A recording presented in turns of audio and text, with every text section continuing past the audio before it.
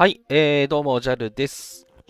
それでは今日も、エボニープレイ配信をしていきますということで、今週はね、ちょっといつもと違って木曜日の10時からということで、ちょっと変則ですいませんっていうのと、なんか火曜日、あの火曜日10時がね、いつもやってるから、なんかそこのタイミングで、なんか何人かいらっしゃってたというのを、聞きまして、はい、ご迷惑をおかけしました。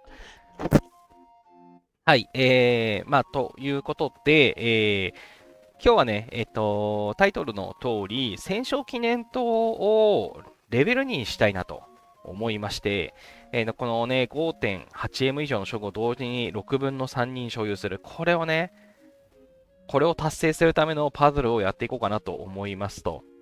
で、まあ、その前にですね、イベント関連のところは、まあ、一応先週のね、土曜日に、まあ、急いでやった方がいいなというところで、先週の土曜日に配信しているので、まあ、詳細はね、そっちを見てもらえばなと思うんですけど、まあ、忘れないうちに、今日で終わるものは見ていこうかなというところで、今回ね、いつもと違って、王の花道と軍隊の召集が、なんかあべこべできましたということで、王の花道、今日で終わりです。で、ちょっとね、闇市取引100やろうかなと思ったんですけど、ジェムがね、無駄遣いチックがちょっと嫌だなということで、私はね、50回購入で終わりにしようかなと思っていますということで、まあ、1個だけ残して達成で終わろうかな、みたいなところでね、考えています。私が、あとは、兵士の訓練1万と、あとどれだっけ装備か。装備の強化。はい。まあ、これあとは8回ね、適当にやればいいだけなんで、あとなんだろう。あとなんかやってないのあったっけ。あ、1、2、3、4、あ、これで合ってんのか。1万でこれ3と、あと装備で、90、進捗状況の S98 で終了ということで、メフメット欲しいけど、まあ、しゃあないでしょうというところですかね。あ、カムイさん、こんじゃるは、長谷川さん、こんばんは。コメントありがとうございます。はい。で、もう一つ、今日でおしまいなイベントが、この埃まみれの帝国の方向ね、これね、はい、これ今日までなので皆さんお気をつけくださいっていうのと、これね、結構毎日ちゃんとやらなきゃいけなかったやつで、皆さんやれましたかねというところ、ちょっとこれは心配なんですけど、はい、毎日しっかりクエストをね、全部達成すると、レベル20のマックスまでになって、かつ、この21をね、1回取れてるっていうところがね、状況かなと思いますと。で、この、イベントのね、一番いいところは、この交換の、ね、ところに、まあ、たった1個なんですけど、まあ、王権のね、かけら実践箱がゲットできますというところで、残りね、私、あと9回引けるんですけど、まあ、540のやつに対して462ということで、まあ、あと80、80いかないぐらいゲットできればね、王権のかけら交換できるんですけど、さあどうなるかというところで、最後ね、私、はい、状況これで、なんか回復が終わったから、回復だけちょっとかけさせてもらって。えーっと、配信が終わるののちょうど良さそうなのは2、3ぐらいかな。はい、これが良さそう。はい、これね、今日で終わりなので、みんな引き切りましょうということで、はい、私ね、今残り鍵が540個ありますと、で、1回引くのに60なので、6か54、もう9回しか引けませんというのと、もう無料更新ね、残り1ってなってるんですよ。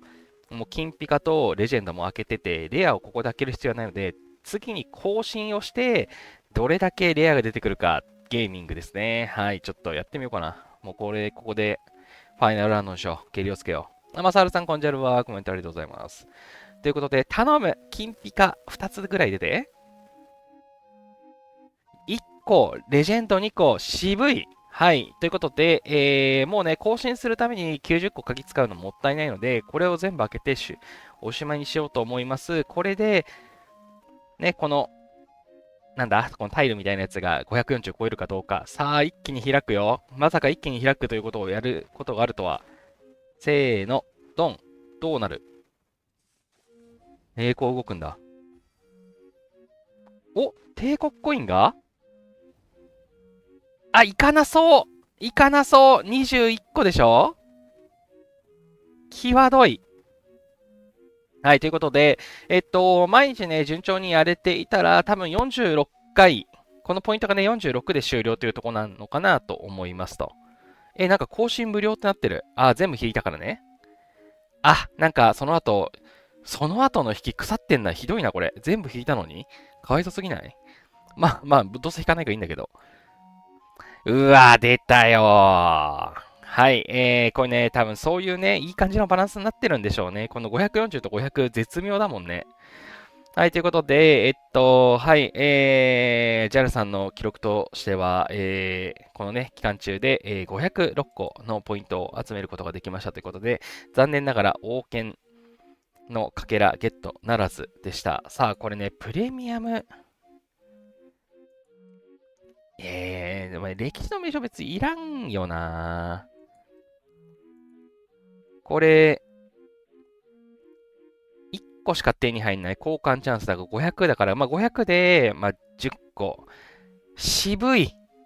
アレースの血10個か。まあでもね、アレースの血って重要だから、アレースの血でいっか。エピック歴史の名称。うん。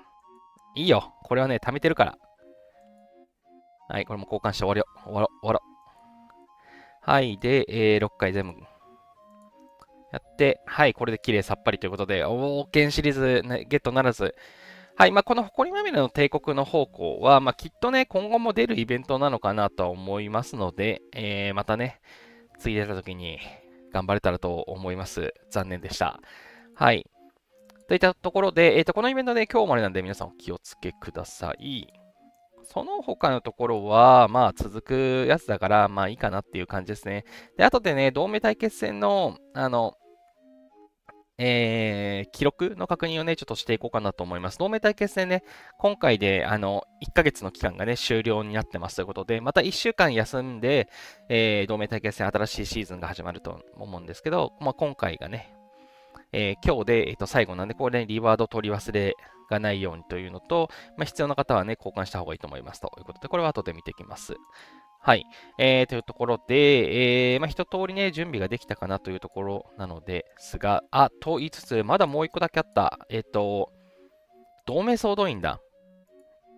はい、私ね、R4 なので、同盟総動員のね、ぐるぐる、やる係なので、定期的にね、まあ、配信中見れたら見ようかなとは思っていますということで、あとね、ユミル期間なので、ユミル出せたら出そうかなと思ってるんですけど、はい、同盟総動員、はい、皆さんやってますかね。ちょうど今日が折り返しです。これ、月曜日のね、リセットまでということで、7日間あるんですけど、3日とね、半分ぐらいがまあちょうど経ったかなということで、今日から折り返しになります。で、今ね、これ私が今確保しているのはおすすめクエストですね。ペガサスに真珠エキスポを使用して、100経点のエキスポを獲得するということでね、これはね、ペガサスを持っていたらおすすめのクエストですね。これめちゃくちゃ楽勝で、これね、真珠で、ペガサス選択して。まあ、ペガサスね、このペガサスだけ謎の専用クエストがあるからね、ペガサスはね、この刻印状態にはできないんですよね。レベル10するともったいなくて。まあ、ちょっと刻印にはいいや。はい。このペガサスに、さっきね、100経点ってあったんですよ。つまり、たったね、10万ポイント経験値上げればいいだけですということで、これね、真珠エキスポを貯めまくってれば達成簡単なんですよねっていうので、ここで、はい、10万のエキスポを食べさせますと。はい。まあ、ぶっちゃけね、もうちょっと食べさせてもいいんですけど、前に来た超お得な育成、真珠のね、真珠も育ててもポイントが入る超お得な育成が来るまで、私も貯めようと思って貯めてます。っていうのもあって、貯めてるんですけど、さすがに同盟総動員のクエストではありますよと。いうところで、はい、ペガサスに真珠のエキスポを使用して100経点のエキスポを獲得する。はい、10万経験値を食べさせるだけで、240ポイント手に入ると。で、これペガサス限定のやつもあるんですけど、まあ、ペガサス以外のね、真珠のパターンもあって、その場合は、20万点のエキスポなんですけど、別にそれも、まあ、同様に、貯めてれば一瞬で終わるっていうね、素敵クエストなので、こういうのね、おすすめでございますということで、はい、完了。はい。で、まあ、あとはね、もうこういう、いらないクエストをね、どんどん、ひたすら削除をしています。本当に、本当に緑のね、クエストとかね、もう出てほしくないんだよな。エピックでこれを出すのをやめてほしいな。なんか、オルトアカウントとかもね、なんか、作れなくなった。まあ、なんか作れたケースもあるって聞いた気がするので、まあ、作りづらくなったという表現しておきますけれども、まあ、オルトクエストがね、クリアが難しいとかはあるとは思うんですけど、でも大体、金クエストはみんな、狙って、取っていくからなくなって、絶対余るんですよ。ポイントが少ない簡単なクエスト。ですので、だから、オルトクエストだからクリアできないっていうのは多分なくて、はい、ね、総力戦で同盟ランキングがね、これ14位以上じゃないと、エピック維持できないんでね、はい、うちのメンバーにもぜひ頑張っていただきたい。110人いる同盟で、まあ、農場が10ぐらいあるんですけど、56人しかやってないということで、もうちょっとやってほしいなと思いつつ、ガチ勢はね、すでにもう終わってるっていうね、感じですね。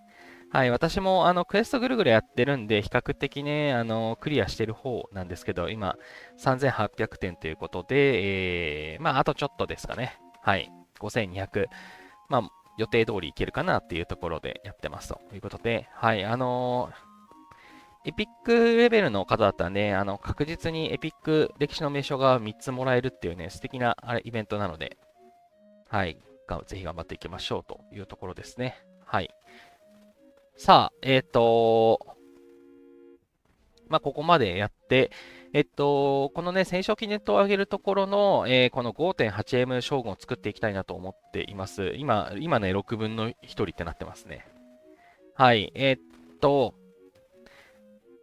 これをやるにあたって、もう準備で、ドラゴンを外しときました。ドラゴン、真珠を外しときましたということで、まあ、一部ね、ペガサスとかまだレベル低いからつけてないんですけど、つけたままなんですけど、この、ドラゴンシリーズとか、レベル上げてる真珠みたいなのは、ちょっと、一回外しておいて、これをね、つけることで調整していきたいなと思います。で、どの6人でいくかっていうことで、まずエースのエレクトラですね。で、エレクトラがね、もうすでに5.873でギリギリなんですよね。だから彼女に一番しょぼい真珠をつけて、なんか調整したいな、みたいな思ってるんですけど、一番しょぼいの誰だろう。ベヒモスキンかな。待てよ。1、2、3、4、キメラ、違うな。バーニングゴジラ、セイレン。多分この辺の6体を多分使う気がするんだよな。なんか外しすぎたな。バーニングゴジラつけるか。多分エレクトラが一番育ってるんで、バーニングゴジラをつけてみよう。そうすると6.183まで上がった。っていうことで、彼女の文明装備を外していけますよね。というので、外そう。外そうなんだけど、違うな。アケメネス装備に付け替えたいんで、威厳帝王ヘルメットとか、いいの取ってあるんだよな。はい。この辺のね、装備と、この真珠とかの付け替えで 5.8M をね、うまく調整していきたいなと思ってますと。で、ちょっと戻し忘れがないように、一応ね、スクショを取っときました。ちょっとこの辺の 38? これね、強化で金色のとかが出てると、このね、ちょっと高くなってるんですよね。あ、こいつ、こいつ装備いいじゃん。外しとこう。そうそうそうそう。最近ね、もう装備作るのもなくなってきたんで、市長の装備も、アケメネスからアップグレードしてたんですよということで、はい、彼女はちょっといい装備つけてるので、ひっぺがしますと。で、さっきのハーラルの頭が38万、こいつも38万3000だ。はい、こういうね、その地道なやつをね、ちょっと、39万だって、39万なかなかないな。アルミニウス。39万。これはアルミニウスかアルミニウスだな。アルミニウスですね。はい。彼の頭をひっぺがします。さあ、ってことで、さっきのエレクトラの頭のテーベを、まあ、39万のアケメネスに変えます。あ、なんかもうすでにやばい。これ 5.8M 厳しくない？大丈夫これ？あ、5.5になっちゃった。全然ダメ。パルティアパルティアじゃなきゃダメ？ 48。あー、これだとダメなんだ。なるほどね。結構きついですね。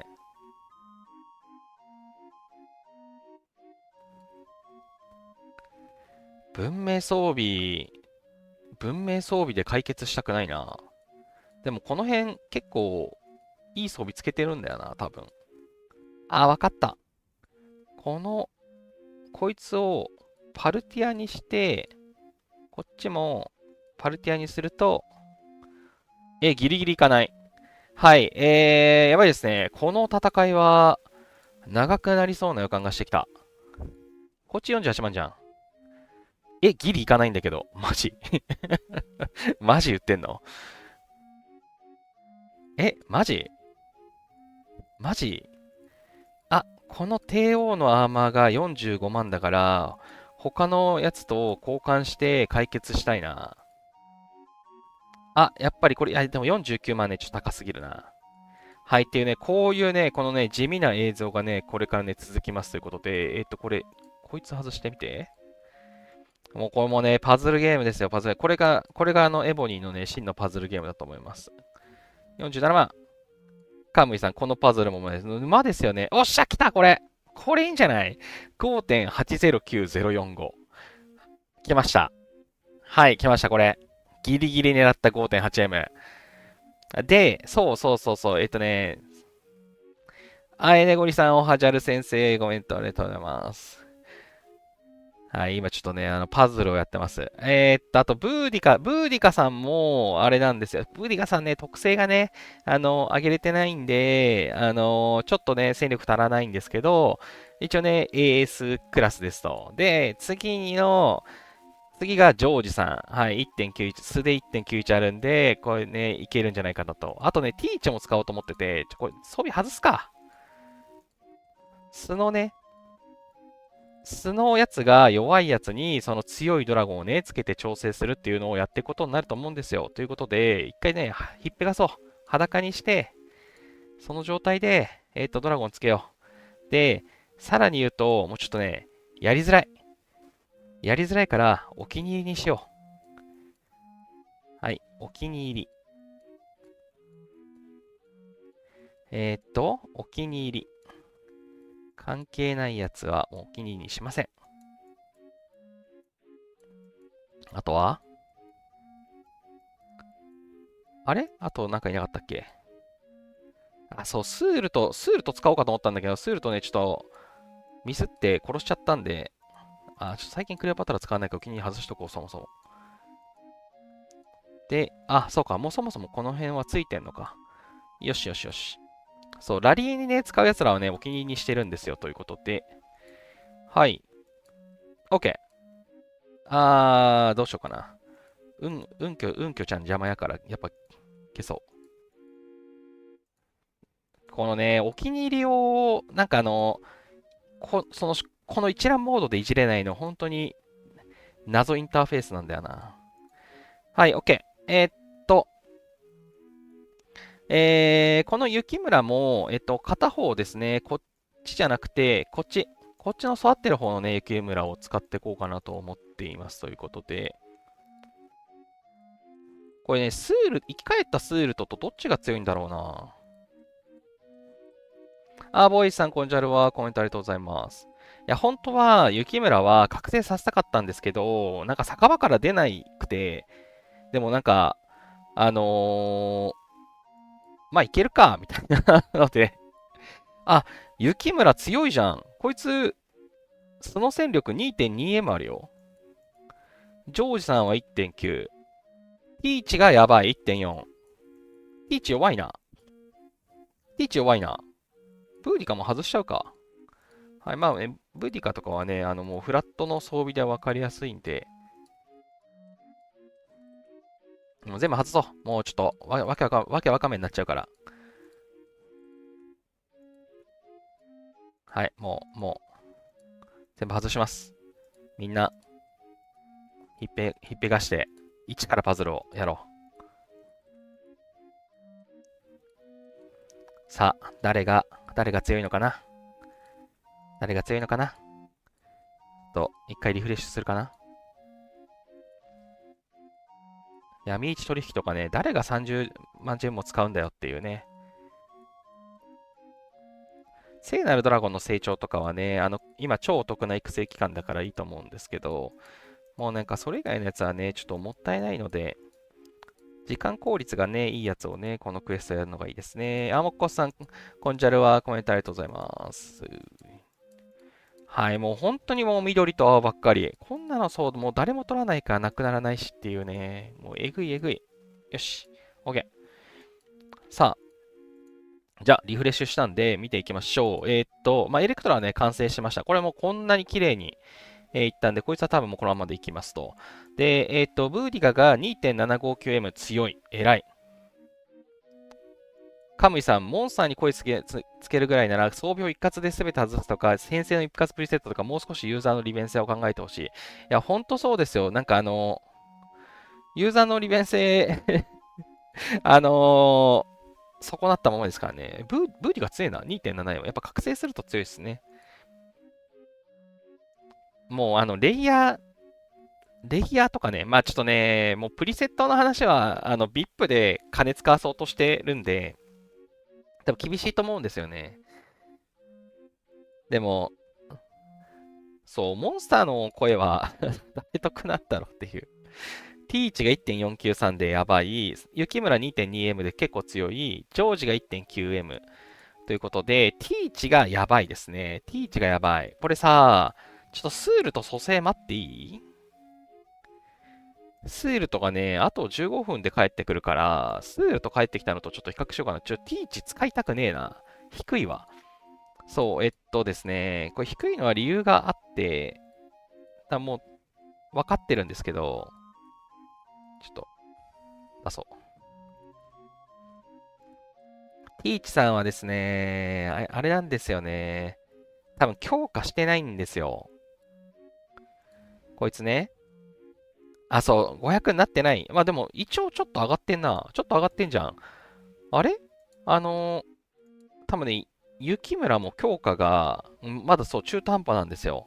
でも、ジェムが足らなくて、これね、ジェムを、もう100万ジェム使っちゃったんですよ。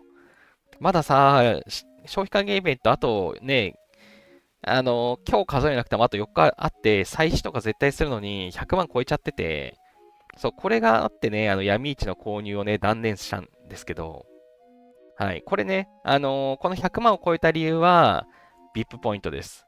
あの、オークションで、私この VIP ポイントがね、こう出た時に結構ね、参戦してますということで、さっき見たやつはマジ20万ジェムとかね、いかれた数字が出てたんですけど、来た !34 万5千。これやばかったです。この人たちね、ガンガン上げ合ってたんですよ。34万5千、34万、33万5千。ちょっと狂気の沙汰ですよね。これね、時間帯によっては、VIP ポイントを、10万ぐらいで買えるときあるんで、ほんとね、狙えそうなときはね、ちょっと見るのがいいと思うんですけど、もう遡れないわ。もうないわ。はい、ちょっと35万はね、狂気の沙汰なんですけど、私そう、10万ぐらいで購入を2回したんですよねっていうので、もともとね、買う気がなかったんですけど、10万なら買うわーって買っちゃったんですよっていうので、VIP ポイントがね、おかげさまで73万7千というところで、あとちょっとになりましたと、ストックもあるんでね。はい、次の、またね、来週の金曜日から資源の消費還元のまた長期イベントが始まるので、そのタイミングでね、オークションで1回買えば VIP14 になれるかなというところですかね。はい、VIP14 ね、モンスターのダブルドロップ率プラス10%つくの、これ鬼強いんで、はい、欲しいなと思ってました。はい、私のね、最終的な目標はね、VIP15 ですね。もうそれ以降は目指さないです。無理だと思ってます。VIP15 が狙えるね、マックスかなと思っていてこの属州都市のね、上限が増えますっていう話。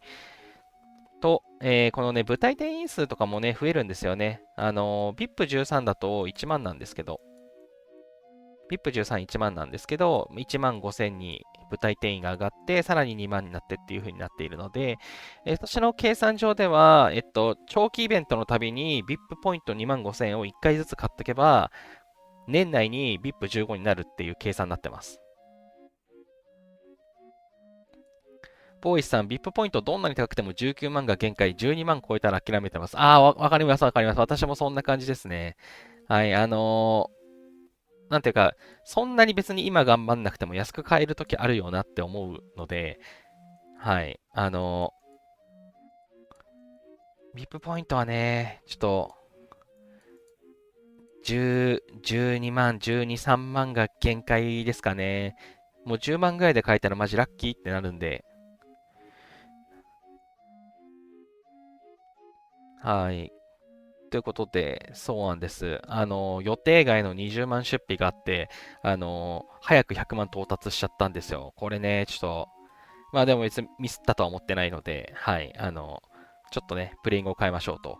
はい、本当は本当はその辺のジェムが残ってたら、このね、特性をちょっと上げるとかをやろうかなと思ってたんですけど、はい、ちょっと無理でしたね。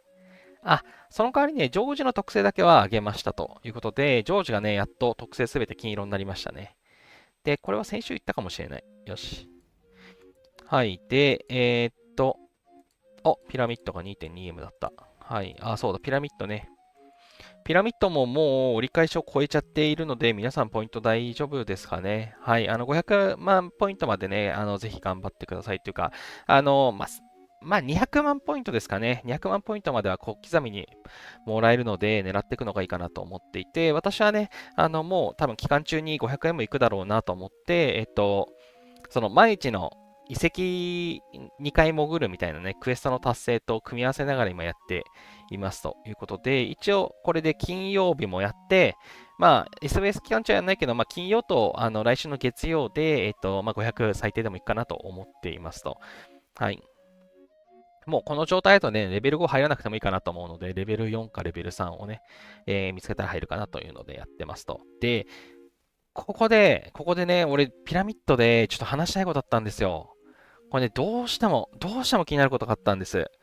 ここれね、これね、あのーおかしいんですよ。あのここの17位、18位、ちょっと大きくしようか。17位、18位、19位。この人たち、ポイント、ぴったり一緒なんですよ。504.735K。はい。504.735合計。こんなぴったりになることあるっていう。これさ、一度も潜らずに全部ピラミッドトークンで開けたかな。そう、これね、私、そう、課金で、開けたことがないからわからないんですけど、そう、ね、知る人ぞ知る、ピラミッドって、課金のね、アイテムで、たくさん課金すると、そのピラミッドをね、オープンできるみたいなのが出てきて、なんかそれでね、ピラミッドが出てくるし、もうそのアイテムを使った時点でポイントが入るみたいなね、確か仕組みだったと思うんですよ。はい。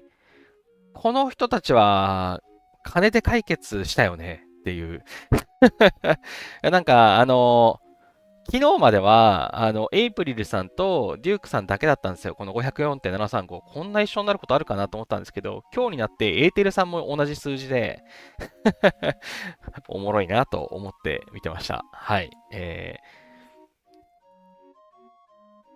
これ、その、潜らないで開いただけで、ぴったり揃うっていうのは理解ができて、だとすると、この上の人たち、以下略、はい、ピラミッドは沼です。はい。皆さん、両方、要領を守って気をつけてプレイされるのがいいと思います。はい。私は、ピラミッドのポイントは金で買えることと、座標をサーチできる人がいるっていうね、この2点があってからもピラミッド頑張ることをやめてしまったんですけれども、はい、すげえなって思ってます。はい。ということで、そう、これね、ちょっとどうしても気になって、そう、喋りたかった。はい、とか喋ってるうちに残り10分切って、ちょっとね、ちょっとスルトと比較してからやりたいので、先にリングウォーイベントも見ていきましょう。まあ、ラインテンプル、こっちはね、もう皆さんね、獲得できる条件超えてると思うので、もう皆さんね、引いてるかなと思います。もしね、引き忘れてる方はね、引かないのともったいないんで気をつけてくださいということで、はい、まあ私はね、残念ながら、この黄金の傘下の名称次戦宝箱、これはね、ちょっとゲットできなかったんですけれども、はい。このね、メリッサーニはね、強そうですよね。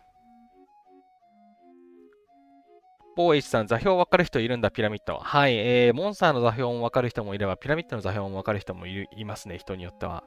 あ、これ使ってなかった。ラインゴールド。今日の分通貨を。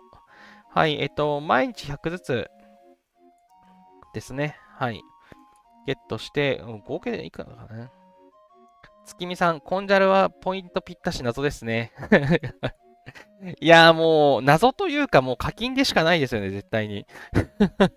じゃないと成立しない。アイテムってすごく変動するんで、たまたま一緒になる確率ってどんだけよって思うんですよ。で、そう、私として気になるポイントとしては、じゃあその 500M を超えるために課金ってどれぐらいかかったんだろうながね、いくら買えばマックスの 500M までゴールド3のね、リワードまでもらえるんだろうながね、ちょっとね、気になっちゃいました。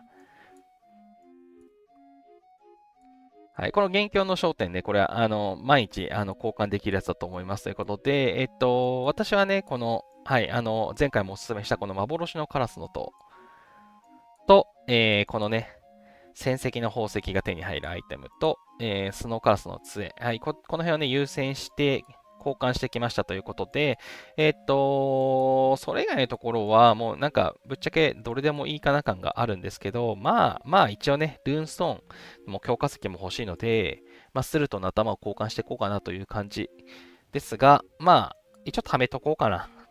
貯めとこうかな。気が変わって、いやーでもさ、このアイテム3つ使ってアレースの血交換するかと言われたら交換しない気もするんですけど、一応ね、多分、あと4日なんで全部で5個になるのかな。だから2、3とかになるから、そうだな。多分、スルトの頭2個とアレースの血1個みたいなね、交換になりそうな気がしますね。はい。っていうのは見えてるんですけれども、あ、スルトの頭一応4つ手に入んじゃん。4つ手に入るんだったらこっちいいよ。はい。まだね、毎日4日あるので気をつけてくださいというのと、あと、このストーリーがね、最終日、月曜日のリセット後にこれアンロックされるはずなので、またね、ここでリワードが手に入るはずなので、ここね、お忘れなくというところかなって思ってますと。で、予想通りですね、はい、私、軍曹にしようかなって思ったんですけど、絶対に課金する人の多くはメリッサーニを選ぶんじゃないかなと思ってメリッサーニを選んで、はい、メリッサーニは勝ってますね。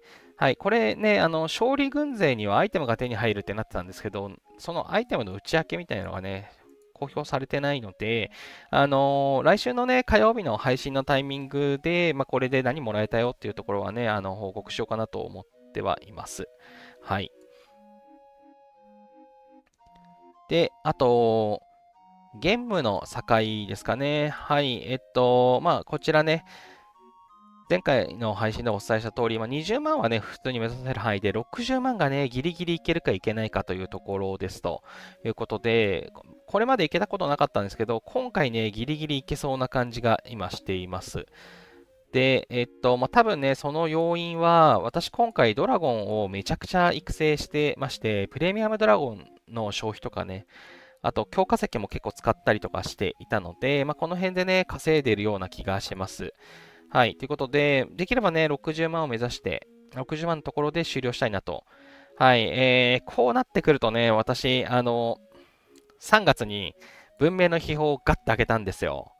開けないで取っとけば、あれで50万ポイントぐらい稼げたはずなので、60万全然いけたんじゃないかなってね、ちょっと思ってるんですけど、はい、ちょっとどうなるかわからないですが、はい、頑張っていきたいと思います。で、あとこのね、金のね、コインですね。今日までしっかり活躍度をやっている場合は、今の時点で28個なんじゃないかなと思います。はい。ちょうどね、金曜日から始まっての今日木曜日でしょ。だから7日間で失神28。はい。活躍度のね、宝箱でいつも4点ずつ手に入るので、28になってると思います。はい。で、この銀の方ですね、こっちね、なんかカウントいつも表示バグってるんですけど、はい、これね、1000プラス、活躍度でもらえる分があって、私、多分もうちょっとで全部上限かなっていう感じがしています。はい。なので、銀はね、ある程度のところでね、もうもらえなくなっちゃうと思うのと、あとね、これね、いつも、そもそも、イベントの位置が分かりづらくて、交換忘れるっていうね、被害をね、とてもよく聞くので、皆さんね、忘れずに交換するようにね、お気をつけください。はい。特にね、今回はラムネがありますということで、なんか最終日にやろうと思って忘れるっていうね、パターンが多い方は、もう忘れずにもう今交換しちゃうっていうのもね、ありだとは思います。はい。私も今交換しちゃっていいんだけど、まあ、後で、私多分忘れないので、もうここの60万をいつも気にしてるんで、はい。皆さんね、忘れそうな方はね、今この配信を見ながらね、交換しちゃうのがいいのかなって思います。はい、そのところかな。あれ、あとね、今なんか喋りながらなんかこれ話さなきゃなって思い出したことあったんですけど、なんだっけな。同盟体験戦はね、長くなるからいいや。で、同盟ボスはね、またね、私多分200以内に入ったのに、リワードもらえなくて、本当にクソだなって思ってるんですけど、まあまあいいや。いずれ、いずれね、100以内常連になると思うから、ちょっと今もうごちゃごちゃ言うのやめようってなってます。なんだっけ忘れちゃったな。忘れちゃった。思い出したな、そう。忘れるシリーズで言うとね、半座召喚忘れる方多いのでね、お気をつけくださいだな。あと、そうだ。今日で終わっちゃったスーパー強化ですね。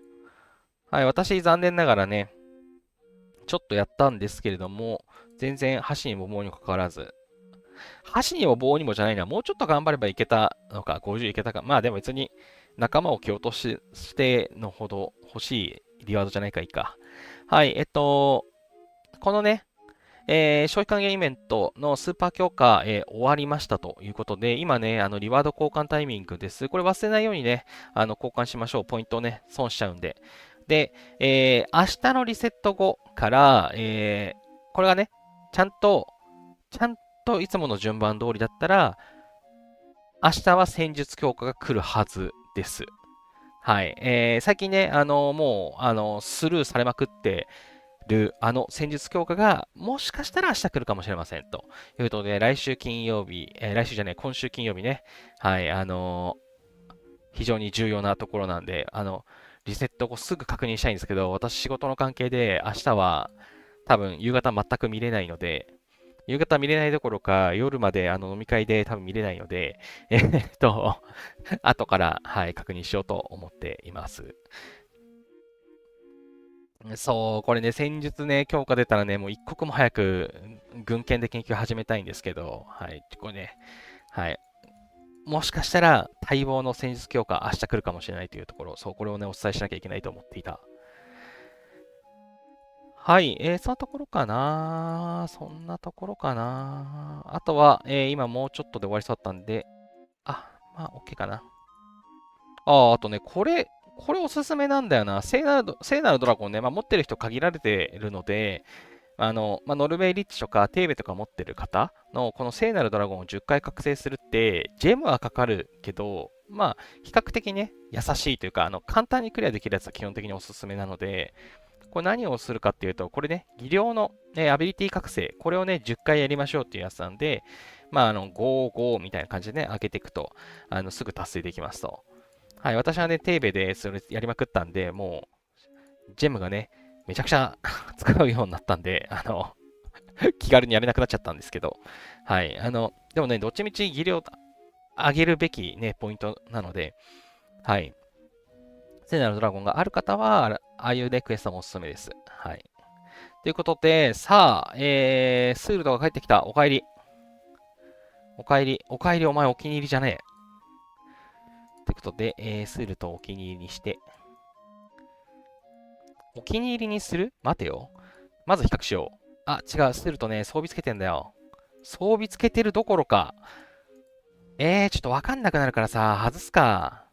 あ、ロード・オブ・ラバーとかめちゃくちゃ雑魚やからいいや。外そう、外そう。オッケーオッケーオッケーオッケーオッケー。育ててないんでね、戦力は低いはずなんで。さあ、6人目。6人目君に決めた。誰にするか。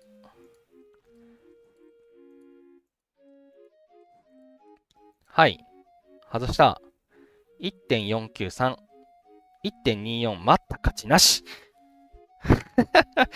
そうなんだ。スールと全然強化してない。はーい。OK です。待った意味はありませんでした。ということで、決まりましたね。はい。私の、戦勝記念塔のラインナップは、エレクトラ、ブーディカ、カエサル、エドワード・ティーチ、真田幸村、ジョージ・デュイ、この、6人でね、やっていこうと思いますということで、一番ね、戦力が低いやつに一番いいドラゴンをつけてあろうというところで、ティーチですね。ティーチに、この中で一番戦力がいいやつなんですけど、これ確認ができないので、こっちで見なきゃいけませんと。いうので、ケルティックデーモンレベル14、1.48M、ファフニール、1.498ということで、ファフニールをね、つけましょうと。で、多分、鬼門がこのティーチなんですよ。ティーチがね、多分一番低いんで。はい。で、これでね、一気に3.3になりましたと。で、こいつには多分一番いい装備をつけていかないと、多分厳しいんじゃないかなと思ってるんで、ゴリゴリね、テーベシリーズとかつけて、まあでもなんか、調整いけそうな感じするな。適当に適当に。お、5.8M これでもいくな。巧妙、巧妙刺してるね。5.8M いけるね。はい。エドワードティーチ、これで、5.9M ということで、まあ、後で調整しましょう。じゃあ次に低いのが、2.1。え雪村、カエサルより強いのマジ？次、ジョージ・デュイですね。ジョージ・デュイに、ケルティックデモンつけてきます。ということで、こいつにも、なんか、もうとりあえずね、あの、今はパッパッパッパーってつけてって、後でね、調整しようかなと思いますということで、でも全然いけるね。いけそうな感じするね。いけるんじゃない？やっぱドラゴンじゃない？ドラゴン、ドラゴン強くない？ 6.25 だってめっちゃいく。やっぱドラゴンパワー。はい。で、ブーティカが2.759でしょ？ 2.123、2.227ということで、あとは、このドラゴンね、2体どっちがっていうのと、ノルウェーリッチとテーベで、テーベの方が、高いですね、というところなので、このカエサルが低いので、カエサルにテーベをつける。で、雪村にノルウェーリッチをつける。で、ドラゴンパワーでめっちゃ上がるんですけど、先にブーディカの方に、この中で多分一番強いのはセイレーンのはずなの。これセイレーンとハリケーンバードどっち強いんだろう？あれ？なんかレベル5っていう数字が見えたよ。魔女か。読みるかと思った。よいしょ。ほいほい。真珠。あんたも珍珠。セイレーンが、レベル10の品質が、まあ、レアの1個前みたいな感じなんですよね。で、ハリケーンバードは品質こそレベル10なんですけど、レベルが低いって感じなんですよね。これどっちが戦力高いんだろう？戦力わからないんですよね。ドラゴンって戦力見えるんですけど、わかんないんだよな。まあちょっともうここは、ちょっとお祈りだな。お祈りだな。セイレーンの方が高いと信じてます。セイレーンつけよう。レベルが高い。ってことで、まあ3.6、30M ぐらい上がったかなっていうことで、彼女が、超えれば、まあもうなんか基本行くんじゃないかなと思っていますということで、なんかいけそうな感じするよね。いけるんじゃない？いけてるね。で、あと、雪村3.427でしょ？カエサルね。フリーダムスター。ね、文明装備のパワー。そう、文明装備がね、そう、このために必要だったのよ。文明装備をね、ゲットしたんで、はい、もうこれもう何も考えずにつけてる。いったね。いってるね。さあ、これで、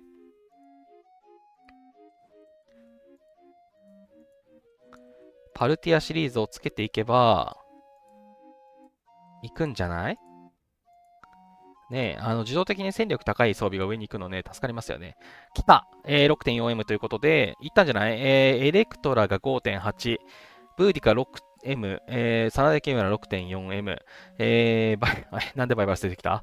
カエサル 6.4M、ドアティーチェ 5.9M ということで、あとジョージか 6.2M ということで、いったでしょう。はい、5.8M 以上の将軍を同時に6分の6人所有するようになりましたということで、はい、やったパズル完成。はい、ということで、ちょっとね、今のところが、今のね、この一連の流れのところが参考になるかなと思います。全員ね、真珠やドラゴンも外しておきます。素の経験素の、ね、戦力で、比較をして、一番低いのから順番にね、ドラゴンをつけていってあげると。ドラゴンだったら、1M ぐらい上がりますよ。真珠だったら、真珠は多分まあ300K ぐらいかな、上がりますよっていう感じだと思うので、そこからね、文明装備とかを駆使して調整するという流れですね。はい。ということで、月見さんおめでとうございます。カムイさん、パズルクリアおめでとうございますということで、ありがとうございます。パズルクリアしました。いや、ちょっとだけヒヤヒヤしました。エレクトラがいかなくて、ってなってました。どんどんさん、コンジャルはおめでとうございます。ありがとうございます。コメントありがとうございます。はい。ちなみに、うちのサーバー、王の対決の建設まだ来てなくて、明日なんですよね。今日兵士訓練で、明日、建設が来るっぽいので、明日ね、完成させたいということで、着工だけはね、もうやっちゃおうかなと思ってます。本当はね、今日建設来るのが一番最高形だったんですけど、明日戦術研究が来たら、そう、正確にはね、建設と研究なんで、明日戦術研究来たら、王の対決そっちでも勝ちるんでいいかなとは思いますが、はい、ということで。さあ、じゃあもう着工しようということで、ちゃんとね、その強さの冠つけて、強さの冠のね、人気がね、まだね、全然上がらなそうなんですよね。レベル7が1個しかない。で、アガメムノンの仮面にしてありますと。で、担当官もね、ちゃんとスーパーのメイン四国をつけてます。さん、コンジャルは V6 達成おめでとうございます。ありがとうございます。ありがとうございます。そう、これをね、ずっと狙っていた。ボイスさんもありがとうございます。ということで、じゃあこの選手を記念とね、あげようかなと思うんですけれども、これね、本当に、もっとね、進んだ世界だったら、この技量でね、このケルティックデーモンの一番右のね、技量をしっかり上げて、この建設速度をね、ここでもこだわることができるんですけど、これさ、アクティブスキルってさ、使ってる人いるのかな？これを使用するためにも6個とか必要じゃん。でも、ね、この源のやつってレベル上げるために必要だから、こんな、スキルを使うために無駄遣いしないよって思うんだけど、アクティブスキルってどれほど使われ、まあ、戦争系のやつはね、使われてそうな気がするけど、はい。という話は、まあちょっとね、置いておいて。枠がね、3つ目、まだ余らせてたんで、はい。これもジェム払いますと。いうことで、はい。あとね、建設ね、細かいところなんですけど、まあ、さらにこだわるなら、2000ジェム払ってね、文明をね、ヨーロッパだっけかなに変えると、この、属州都市のね、能力で、ここね、詳細見るとわかるんですけど、ヨーロッパのね、属州都市の効果として、これ、建設速度15%、これね、めちゃくちゃでかいんで、はい、ここをね、変えるっていうのもね、非常に重要なんですけれども、はい、まあ、たかだか転職検討だったんでいいかなと。かさん、今日年8ってなったんで、アクティブスキル使いました。マジっすか？アクティブスキル使うことあるんだ。それって、どれぐらいのレベルですか？まあ、私、まあ、ここにドラゴンの源使うのまだだなと思ってやってなくて、そもそも。そう、もう、なんていうか、どれぐらいがいいラインなのかみたいなのがね、ちょっとよくわからなくて、まあ、6個しか使わないなら、あれかもなと思いつつ、でも、レベルを上げてからじゃないと使う意味ないなとかいうのでね、でも、このスキルを上げるより先に上げるものがあるなっていうので、もうこれね、いつ着手できるんだろうって思ってるやつの一つです、これ。アクティブスキル使うんだ。いや、ありがとうございます。そう、周りになんか使ってる人がいなくて、このさ、同盟総動員でもあるじゃないですか。ドラゴンのアクティブスキルを4回使うみたいなやつ。それ、信じられないほど不人気で誰も取ったの見たことなくてこれ使わないんじゃないか、誰もと思ってたんですけど。ピカさん、レベル35で12.8%。12.8% まで上げてるんですね。まあ、そこまでいけば確かに、10%超えてくるとね、もう、そろそろね、多分、1000日とかね、言い始めるからそう、このね、戦勝記念とレベル2だけでも803だし。いや、そう、得なのかどうかかな。まあ、そこがね、そう、なんか、どこが、ROI 的なところなんだろうみたいなのをね、思っちゃうんだよなまあ、計算する気分も起きない内容だからあれなんだけど、はい、まあまあまあ。いや、よかったです。ちょっとね、周りであんまりその事例を聞かなかったので、使ってる人がいるんだっていうのと、やっぱりしっかり上げてやってるなっていうのがね、分かってよかったです。さあ、ことで、まあね、ちょっと待てよ。私、ダブルドロップのギルつけてたよな。そう、このね、資源の箱を上げるときはね、必ずこの資源箱のクリティカル、これをね、選択した技量でやりましょうね。運が良ければ2倍で開くんで、1M のね、宝箱を開いて 2M 出てくるんで、はい、これね、非常に重要なので、あとね、食料、食べられちゃうんで、必ずね、先に、他のものをね、満たしてからやると、私はね、基本的には高いのからちょっとずつ開けて、ダブルドロップしても得するように、なんか、こういう小賢しいことをいつもやってます。はい、こんなんでいいや。はい、で、木材ということで、木材もこの辺から。そもそもね、あんま使わずずっと貯めてたんで、もう手持ちで結構あるんですよね。ほい、よし。さあ、じゃあ、あと最後に、食料をガッと開けて、終わりにしようということで、まあ、2段階こっちでいいか。ほい。しゃー、来たー。吉田さん、こんじゃるは、コメントありがとうございます。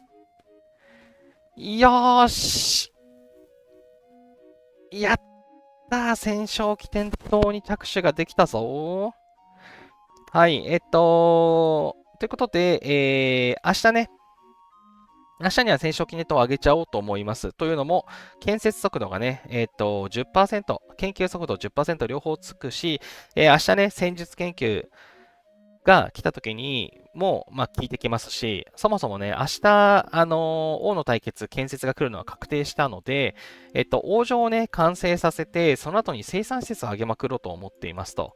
はい、この農場以外のやつを上げることで、うまいことね、このカーニバルリターンのこの還元のやつをね、食料だけ全然消費できないよということを起こすことなく、調整しようかなと思っているので、はい。もう私の持論で生産施設は早く上げれば上げるほど得っていうね、投資と同じ考え方をしているので、はい。この辺をね、うまく調整して、生産施設をまず真っ先に明日上げまくろうかなと思っています。はい。ということで、戦勝記念と上げることができました。で、一応ですね、来週の金曜日からまた資源の消費還元イベント来るんですよ。そう、資源の消費還元、今回は同時、スピードと資源同時。で、また次にまた資源っていうのがね、来るんですよということで、次の資源還元では戦勝記念塔をレベル3にしようと思ってます。レベル3の着工しようと思ってます。で、レベル3のアップグレード条件が特性マックスの将軍が3体。で、今のところ、ブーディッカじゃない、間違えた。エレクトラが特性マックスです。で、ジョージもマックスです。で、3体目で、雪村。こっちじゃない。こっち。はい、こっちの雪村ですね。こっちの雪村も、もう、マックスにできるだけのルーンは集めてありますということなので、彼を、3体目、3人目としてやろうかなと思っています。はい、一応、この戦勝記念塔の、アップグレード要件の将軍のこの特性がマックスのやつが3体のこの条件の中に真田幸村は入りますと。エピック将軍っていう名前でいいんだっけ？ちょっと待ってね。歴史の名称か。歴史の名称なら大丈夫なんですよ。はい。だからフリードリヒとかでも大丈夫なんですけど、紫の関係ないやつは更新しちゃおう。こういうやつ。こういうね、ブルットみたいな、紫なら何でもいいよっていうわけじゃなくて、こいつらってね、マックスでも金色にならないんですよね。この、オレンジじゃないですか。でも、ちゃんと名称図鑑で見たときの、適当に、おへ紫はあ、いた。そうそうそう。こういう歴史の名称はちゃんと特性がね、エピックになるんですよ。この金色。金色かオレンジかが重要で、オレンジだったらね、すぐ達成できちゃうんで、範囲外なんですけど、こういうガイウス・マリウスだとか、雪村とか、島津とか、はい、こういうやつらはね、ちゃんとエピックまで上がるんで、こういうやつらは、特性のね、マックスの判定条件になりますと。はい、ということで、戦勝記念塔3に上げるための条件が特性マックスの人が、3人。で、戦勝記念塔を4にするためには特性マックスの人が4人っていう条件になってて、4人目を、悩んでいます。ちょっとね、また紫から1体にするかな、じゃないと間に合わないかなと思っていてっていうのをね、今悩んでます。はい。で、戦勝記念塔をね、そう、早く上げたかった理由の一つがこいつですね。行政庁のレベルアップ条件の戦勝記念塔レベル2、これがね、明日で達成できますんで、やっとね、戦勝記念塔、この行政庁をレベル10にして、元老院のここ、はい、工場兵器をね、これでつけられるぜって思ってます。はい。で、その時にね、すぐ上げられるように、このね、すぐ上げられるようにってほどストックはしてないですけど、この戦績の宝石もね、今ちょっと貯めていて、工場兵器をね、ゲットできたらすぐつけてあげようかなって思ってます。そんなとこですかね。ここに任命するのを忘れてるけど、そうだ、今いないんだった将軍が。まあいいや。はい、そんなところで、今日の目的はこれで達成だなというところで、ちょっとね、もう装備と、真珠とかが迷子になってるんで、これちょっと一回ね、全部外して、後で直しておこうと思います。はい、こうなることが分かっていたので、スクショでね、誰がどの装備だっけっていうのをね、まあ、大体何の強化してるかで一応分かるは分かるんですけど、はい、これで OK かな。で、もうこの雪村には、あいつはつけとこう、つけられるから、ハリケーンバード。はい。こんなところで、一応ね、明日、計37戦勝記念と、あと兵舎を挙げて、集結の場の、建設に着手、で、残りの、この 10B にするための余り、こっちはね、激得イベント。はい、これね。今回は 10B の達成を狙っていこうと思ってるので、はい、10B 達成に、達するまで、生産施設を上げまくる。はい、そんなプランでね、やっていこうかなと思っています。で、私、話したかったことあったのを思い出しました。はい、私ね、あげたいよとか、これを狙ってるんだよっていう話をしたったのに、なんか、その結果のところをちゃんと話すのを忘れてたなと思って、2月ぐらい、2月から3月にかけてですね、文明の秘宝をね、レベル3にするぜって言ってね、毎回言ってたと思いますと。で、その中でも難産だったのがファベルジェエッグ、アガメムノンの仮面。で、その中でも私、ファベルジェエッグをレベル3にしたくて頑張ってたのに、最終的にね、こいつが一番、最後でした。アップグレードしたのね。はい。で、こいつが急いだ理由が、このレベル15以上の資源スパットからマリアエッグが手に入ることがありますっていうね、このマリアエッグが欲しかったんですよ。で、マリアエッグの話多分配信でしてねえってなってこの話をね、しようと思ってたんです。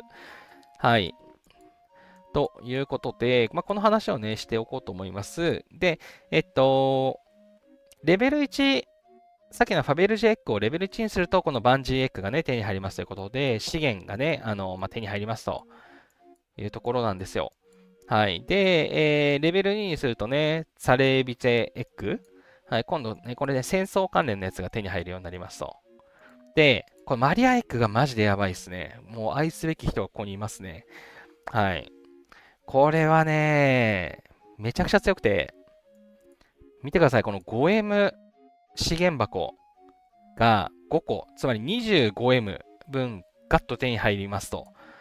で、回復建設研究のスピアあと3日間、ね、回復とかね、戦争とかしたらめっちゃ使うじゃないですか。3日間スピードアップが手に入りますと、強化石とかね、なんか100とかしけてんなって思いますけど、はい、見出しのつなべとかも使わないなとか、魂の結晶も BOB じゃなくて使わないなとか思うんですけど、でもね、行軍とかもやっぱり使いますし、部隊転アップスーパーレアもめっちゃ強いじゃないですか。これ何ですかね、このアケメネス巻物宝箱。いらないな。アケメネスとレベル4技能書の宝箱は外れかなと思うんですけれども、このね、この資源がめちゃくちゃお得だと思いますと。で、50%で1個しか出ない、20%で1個だけ。で、50%で2個出る。30%で3個出るということで、まあまあね、いいアイテム入ってると思うんですよ。ということで、まずはね、1個引いてみましょうか。と思って、いきなり最大、最大でいっか。めんどくさいな。最大引こう。はい、こんな感じで、マリアエッグをね、今、12個貯めてたんですけども、5M 鉱石が15個。キー足らないから嬉しい、20M。はい、行軍時間短縮 50M。50M って50個。はい。よかった。もうそのね、アケメネスとか、技能書とかいらないんで、そう、私、将軍なんてそうそう引かないから、技能書超余るんですよね。よかった。はい。こんな感じで、そう、回復3日間スピードアップはもっと出てほしかったけど、はい、いい感じ。ということで、こんな感じで、そう、このマリアエッグがね、欲しくて欲しくて、ずっと頑張っていたのに、なんか、せっかく引いたのに、その話しなかったわっていうのをね、ついこの前思い出しまして、はい、やらせていただきましたということで、はい、毎日のね、最終が楽しくなるので、最初のね、1日の最初の1個だけなんですけれども、そう、毎日ゲットできるので、はい、SVS 期間中はね、しっかり採集をして、これをね、集めてますというところでした。はい。なんか、ポチついてるの何？兵士育成だ。はいはい、オッケーオッケー。はい、そんなところですかね。さあ、じゃあ、あとは、イベント周りのところで、同盟対決戦のところのね、振り返りをして、終了にしようかなと思っています。これがね、また長くなるかもしれないんですけど。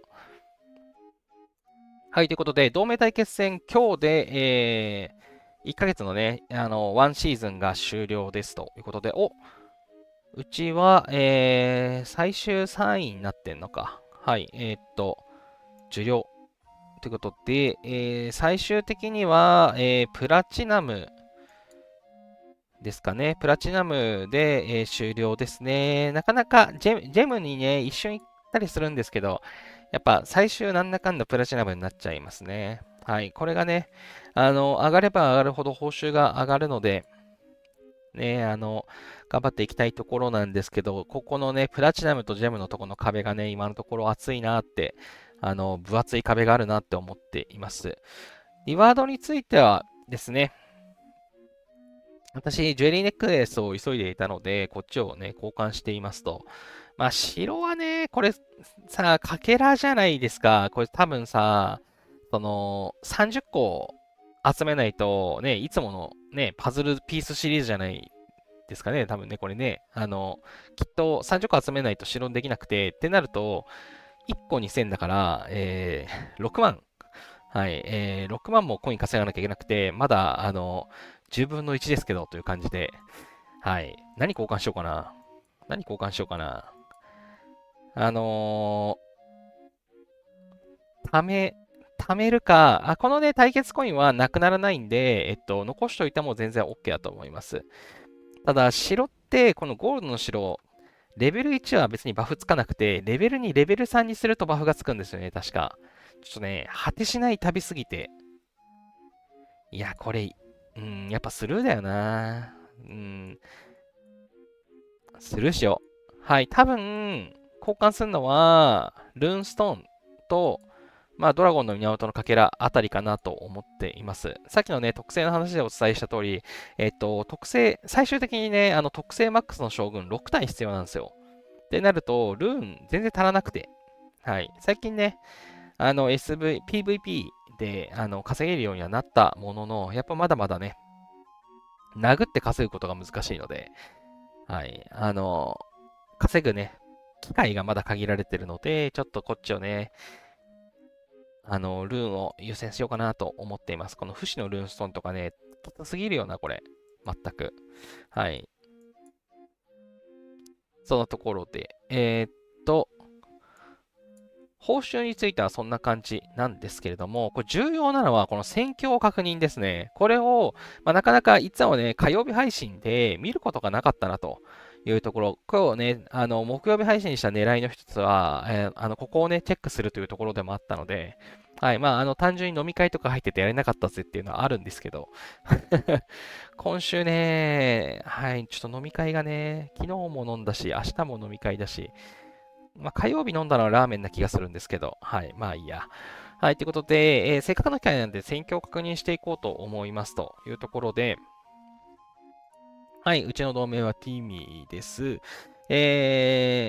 このね、DTB というところには03、3立てで負けてます。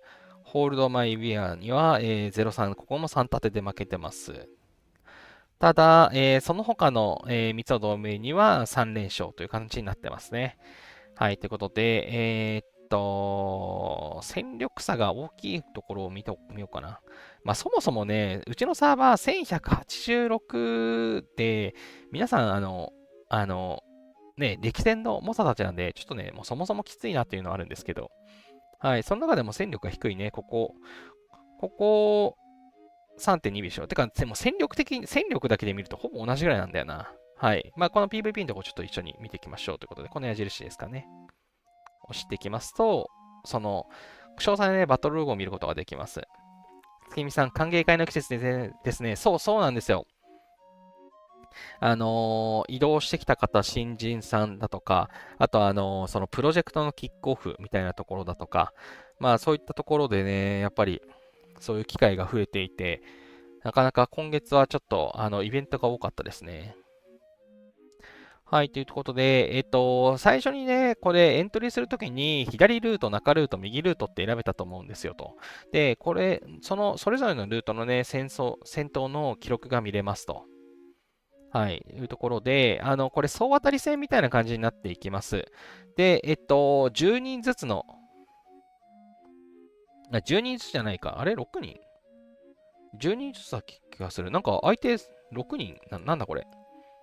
1、2、3、4、5、6人だ。はい、まあいいか。はい、とりあえず上から見ていきましょう。一番最初ね、はい、レックス対、マーチということで、レックスの部隊定員ちょっと少ない気がするな。多分バフを使ってないですね。はい、これ確認したところ多分騎兵対射撃兵になってるんで、そもそもね、多分きつい戦いだったんじゃないかなと想像されます。見てみましょう。はい。レックスが、やっぱ騎兵ですね。で、これね、やっぱね、多分、戦場とかだとバフを使って部隊転移アップ使ってるんですけど、これエントリーした時にバフ使ってないんですよ。だからレイヤーなくなっちゃってるんですよね。はい。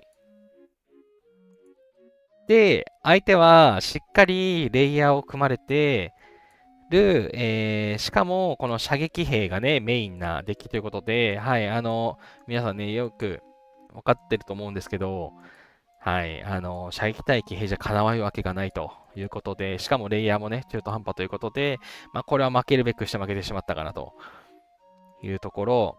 で、次のハートフォード対マーチさん。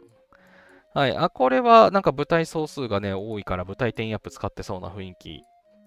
で、歩兵対射撃兵だから、あれ、構成上は有利っぽい。ただ、やられている。なかなか辛い。そう、これね、2人目もやられちゃったのはなかなか痛いところですね。相手の射撃兵対こっちの歩兵なんですけど、やっぱ、その、種別の有利はあるかもしれないけど、バフがね、こいつ2200強い。強いですね。はい、バフが2200で、関係ないやつも1300ぐらいありますよと。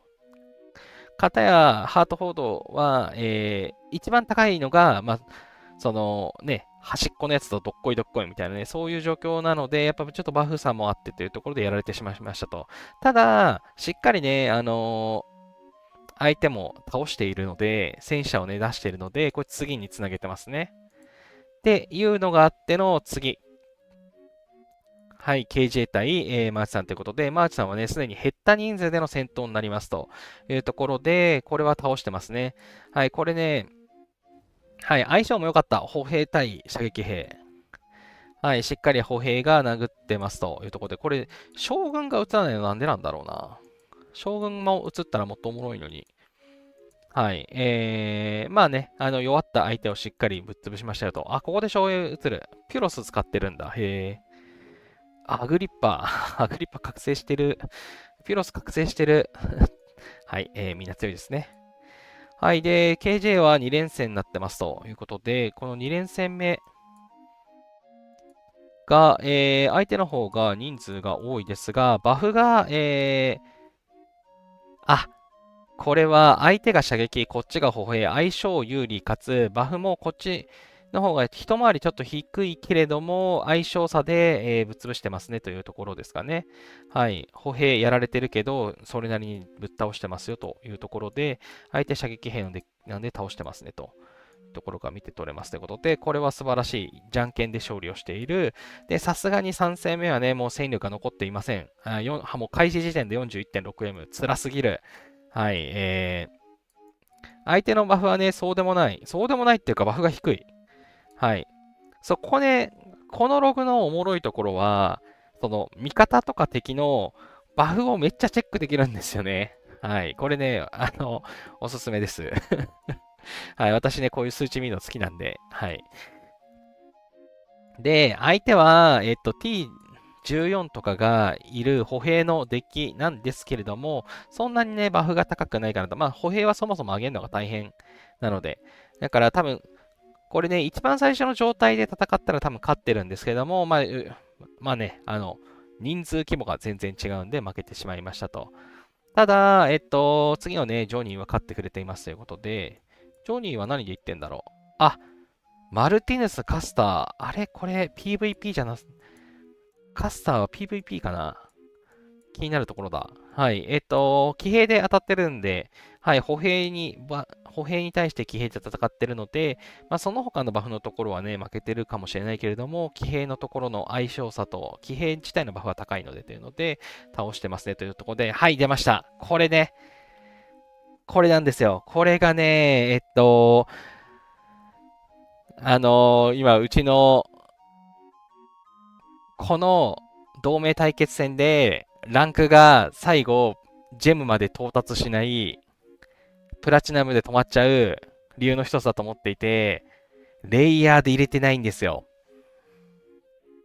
そう。これね、ジョニーだけじゃなくて他にもたくさんいるんですけど、はい、モンハン、もうね、将軍の時点でモンハンっぽかったですもんね。はい、まあ相手がね、歩兵だから勝ってるんですけど、これ多分次、ボロ負けしてんじゃないかな。159M。はい、ね、相手を1万しか倒せずに負けてるんですけど、これ多分射撃にやられてるでしょ、レイヤーで。ほら、やっぱり。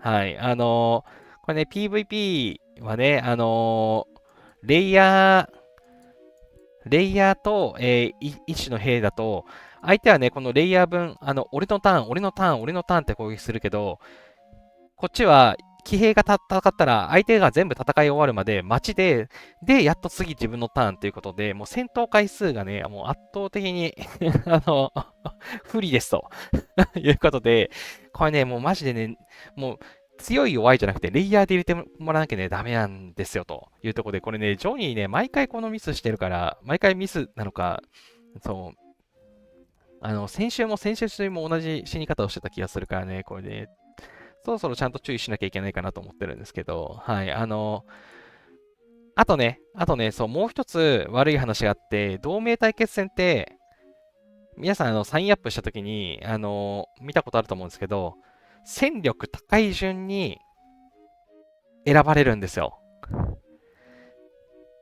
戦力が高い順に、その戦闘に参加されるんですけど、だから、私、結構11位とか12位とかで入れなくて、10位以内に入ってる人見ると、こうなってるんですよ。そのレイヤーを組むより T14 をマックスで入れた方が、同じ人数だったら戦力上がるんで。でも、結果は出ないんですよっていうね。これね、本当に、これね、もしね、皆さん、レイヤーで入れてない方がいたとしたら、もう気をつけていただきたい。もう選ばれなくてもいいから、レイヤーで入れた方がいいと思います。じゃないと、私とかみたいなチェックする人がイラッとしてると思います。はい、ということで、はい、これでもう勝てるわけがないですというところで、はい、バフはね、もちろんジョニーの方が強いんですけれども、はい、もうレイヤーと、まあ、相性差のところで、まあ、やられちゃってますねというところで、相手のことをね、全然倒せず、負けてしまってますというところですね。メロコックさん、コンジャル、コメントありがとうございます。はい、そうなんです。これがね、いっぱい多いんだよな。本野さん、こんばんは。同盟対決戦メンバーのモチベーションがそもそも低いのでエントリーしないプレイヤーも多いです。注意しても険悪になりそうでなかなか難しいですね。あ、そうなんですね。うちなんかめちゃくちゃみんなエントリーするんですけど、なんか60人とかエントリーして結構漏れて、で、蓋を開けたらこの問題なんですけど、なるほど。エントリーしない人も結構いるんですね。でも、エントリーするだけでリワード増えた気がするんだけどな。あれ、これ勝利した時のリワードってエントリーしないともらえなかった気がするんだよな。そうなんですね。それはね、もったいないですね。あの、なんというか、足を引っ張りたくないとかでいう理由だったら、もう少し、なんか、兵をね、少なくわざとエントリーするとかもあると思うんですけど、エントリーしないのはもったいないですね。メルコックさん、うちのサーバー、同盟対決戦で見た時の戦力は 6.9B になってますね。はい。なので、これはエントリーした人数で多分見てるんだと思うんですけど、6.9B ということで、まあ、まあ、そもそもね、うちの強いメンバーが、ここに固まって、てか、これだと全員見れないからな。まあ、ちょっと後で、横のところを見ようか。本野さん、イベントの意味をそもそも理解しないと思います。同盟総動員もあまりやらない人が多いですし、そう、私もね、それは感じていて、同盟総動員をやらない人は、まあ、そもそも多分分かってないんだろうなっていうのはね、あります。かといって、説明するの難しいですよね。こんな感じで、ライブ配信とか、動画で説明すれば、まあ、別にいくらでも簡単に説明できると思うんですけど、なかなかね、たかがゲームで調べるかって言ったら、それは人によると思うので、そう、それなりにやってるゲームでね、調べはしないかなと思って、あんまりなんかそう、そこをね、きつく言いすぎてもなともあるし、そこね、難しいですよね。で、こう、よくよく考えたら、これ、相手6人しかいないな。これ、まさにサインアップしてない問題だろうな。本当はこれ確か10人入るよな。はい、まあ、アーチャーね、もうこの人はめっちゃしっかりしとるんで、はい、しっかり、レイヤーが組まれていて、相手も、まあ、レイヤー組まれているけれども、まあ、倒しているという感じで、多分アーチャーサム3立てして終わってるかな。はい。これも、高いのから埋められてる雰囲気があるな。はい。で、まあ、こんな感じでね、他のやつもこれもうすげえ、めっちゃ3立てしまくってる。ちなみに、同盟対決戦は、3連勝までです。3連勝して、残ってても、必ず次の人に、ね、なるシステムになってました。はい。まあ、ちょっとね、この圧勝したやつ多分あんまり面白くなくて、負けてるやつの方がおもろいか。はい。だから私が負けてるやつを見に行こう。ここだ、これ、これ、これ。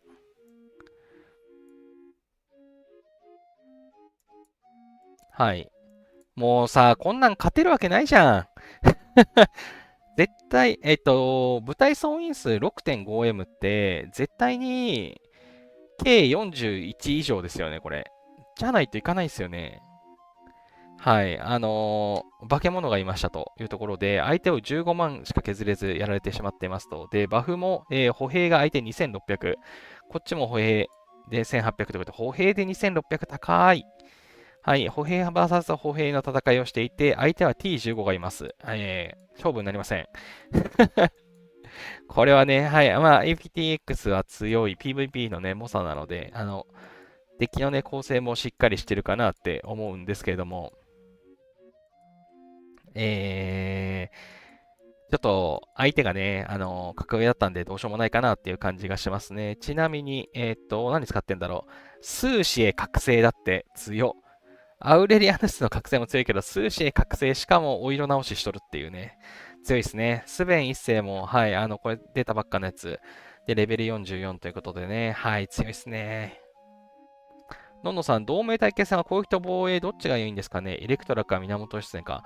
攻撃だ、これどうなんでしょうね。マークがアタックマークになってるんですよね。攻撃敗北数、攻撃勝利数っていう表示されてて、これ何なんだろう。攻撃失敗。基本的にはアタック有利なのかなと思って、だから攻撃時に強くなるバフ、エレクトラの方が優勢なのかなって思ってましたが、ちょっとここはよくわからないですね。多分、相手側の表示で見たときは、攻撃勝利になってると思うんですよ。というので、見に行けばいいんだ。えっと、DTB の MJ、DTB の、DTB の、バーサスティミーの、この人たち3立てしまくっとる。激強。これだ、これ、これ。はい、やっぱり攻撃成功、攻撃勝利数ってなってるので、なんか絵が違うぞ。絵が違うぞ。絵が違うけど、これだよね。あんいや、合ってる。T15。うん、合ってる、合ってる、合ってる。違うな。MJ じゃないぞ。ちょっと待って、待って、待って、待って。これだ。あれなんかログおかしくない？ログおかしくない？ MJ vs APTX だった気がするんだけど、MJ、あれいや、合っとるか。ちょっと待ってください。ちょっと待ってください。でん。合ってない。これ、気づかなかったな。これ気づかなかったな。アタックしてる人と防衛してる人違うんだ。なんかルート選択みたいなのがあって、それに関係するのかな。でもこのログ不思議ですね。バトルログの、うちの同盟側のログを見ると、APTX vs MJ って言って中ルートになってるんですけれども、相手側のログを見ると、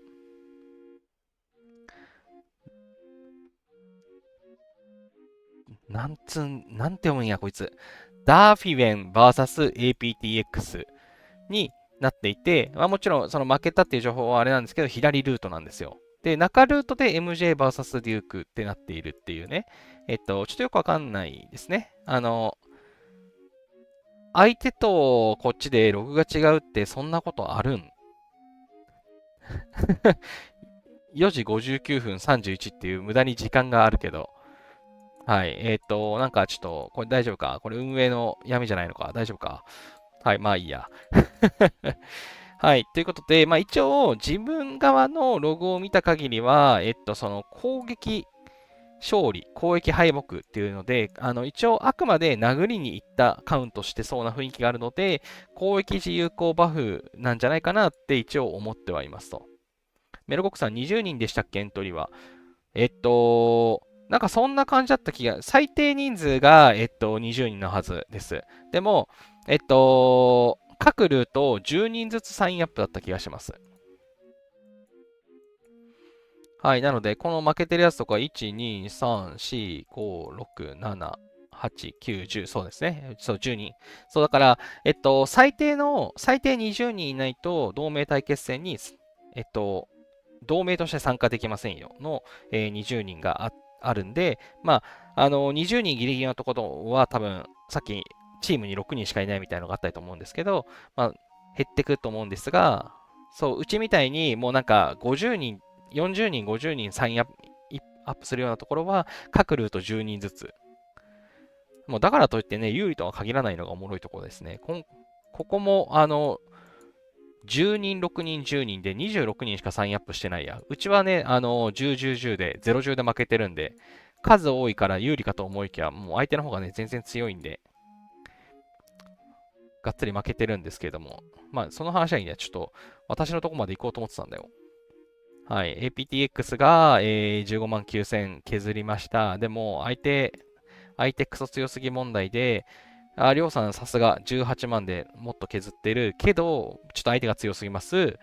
で、ファザーは、がっつりやられちゃってる。これは大丈夫かはい、いつものやつですね。はい、レイヤーがないので、単純に、歩兵にぶちのめされてる騎兵だけど、っていうので、はい。まあ、バフもね、ファザーそんな強くないので、はい、何も傷をつけることなく負けて、3勝したので、この人は交代ですと。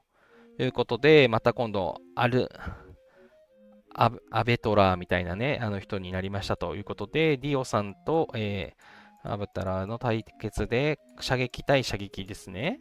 はい、ディオさんはしっかりレイヤーを組んでる。いいですね。はい、この人もしっかりレイヤーを組んでる。当然ということで、はい、余裕で負けます。強すぎるからしょうがない。ちょっと待って、この人も今 T15 あったあ、無理です。歩兵の T15 がいます。はい。なるほど。はい。ということで、K40 以上ですね。はい。K40 以上に、と戦いで、まあもうそもそもね、部隊規模がね、2M も違うんですよ。無理でしょ。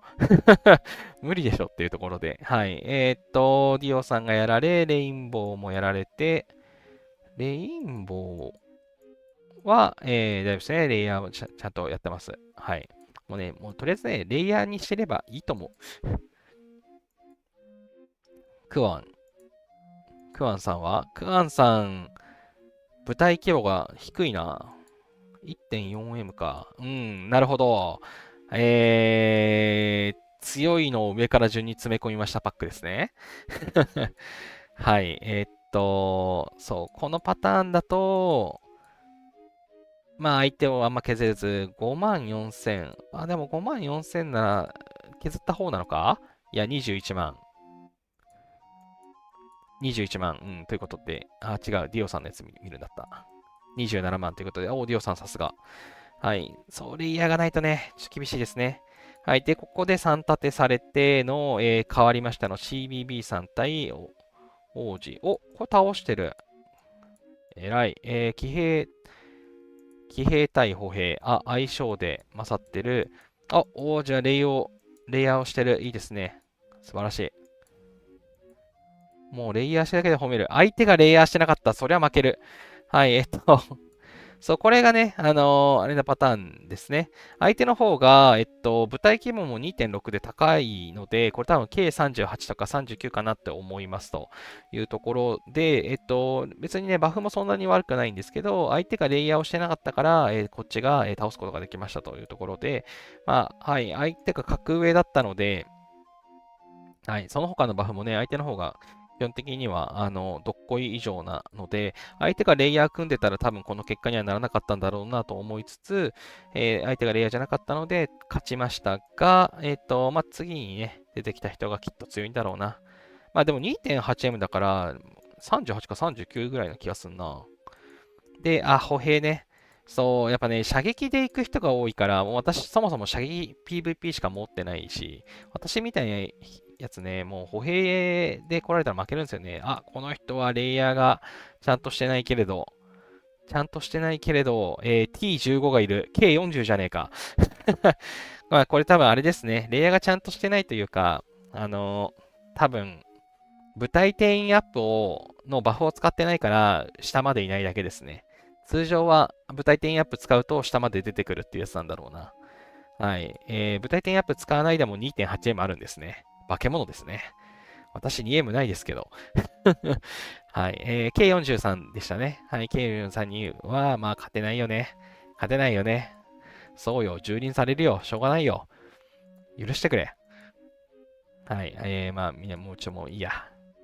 で、ここね、3立てしてるんで、新しい人との戦いです。ハラペーニョさん出てきました。残念ながら132対282、もはや戦力は圧倒的だ。もう無理だ、これは。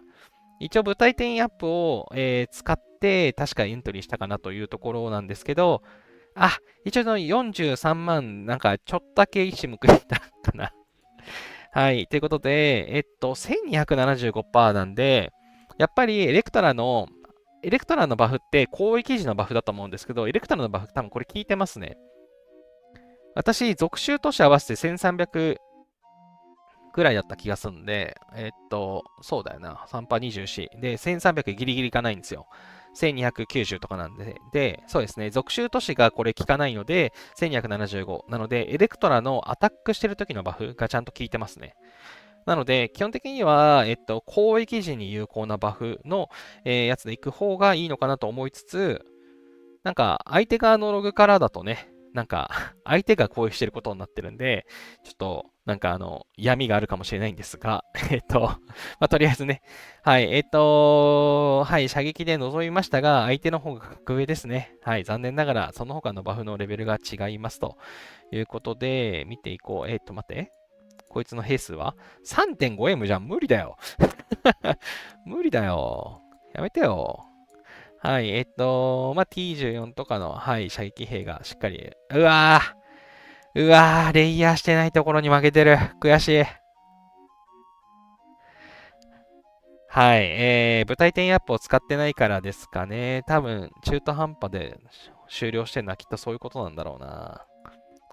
上から埋めたっていうわけでもないだろうな。うん、射撃兵がめちゃくちゃ多いので、射撃のデッキで部隊転移アップを使ってないから、レイヤーが中途半端になってるよというところで、本来であれば少しね、ちょっとだけチャンスがあったかもしれないですけど、まあちょっと格上なんでね、無理ですね。はい、このところでハラペーニョさんは、ボコボコにされてますね。きっと計38以上。違うでしょ、部隊転移アップ使わないで 3.5M でしょ、これ計39以上あるんじゃない？はい。まあ、そんな感じで。はい。まあ、こんなところでですね、まあ、いろんなロゴをね、見ていくことができるので、まあ、非常にね、面白いですというところで、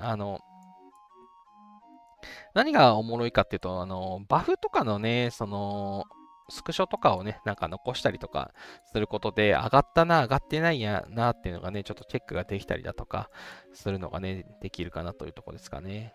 はい。もう一つ負けたやつはどういう感じなんだろう。もうね、6.9B 対 8.9B で、さっきのとこサーバー107だもんな。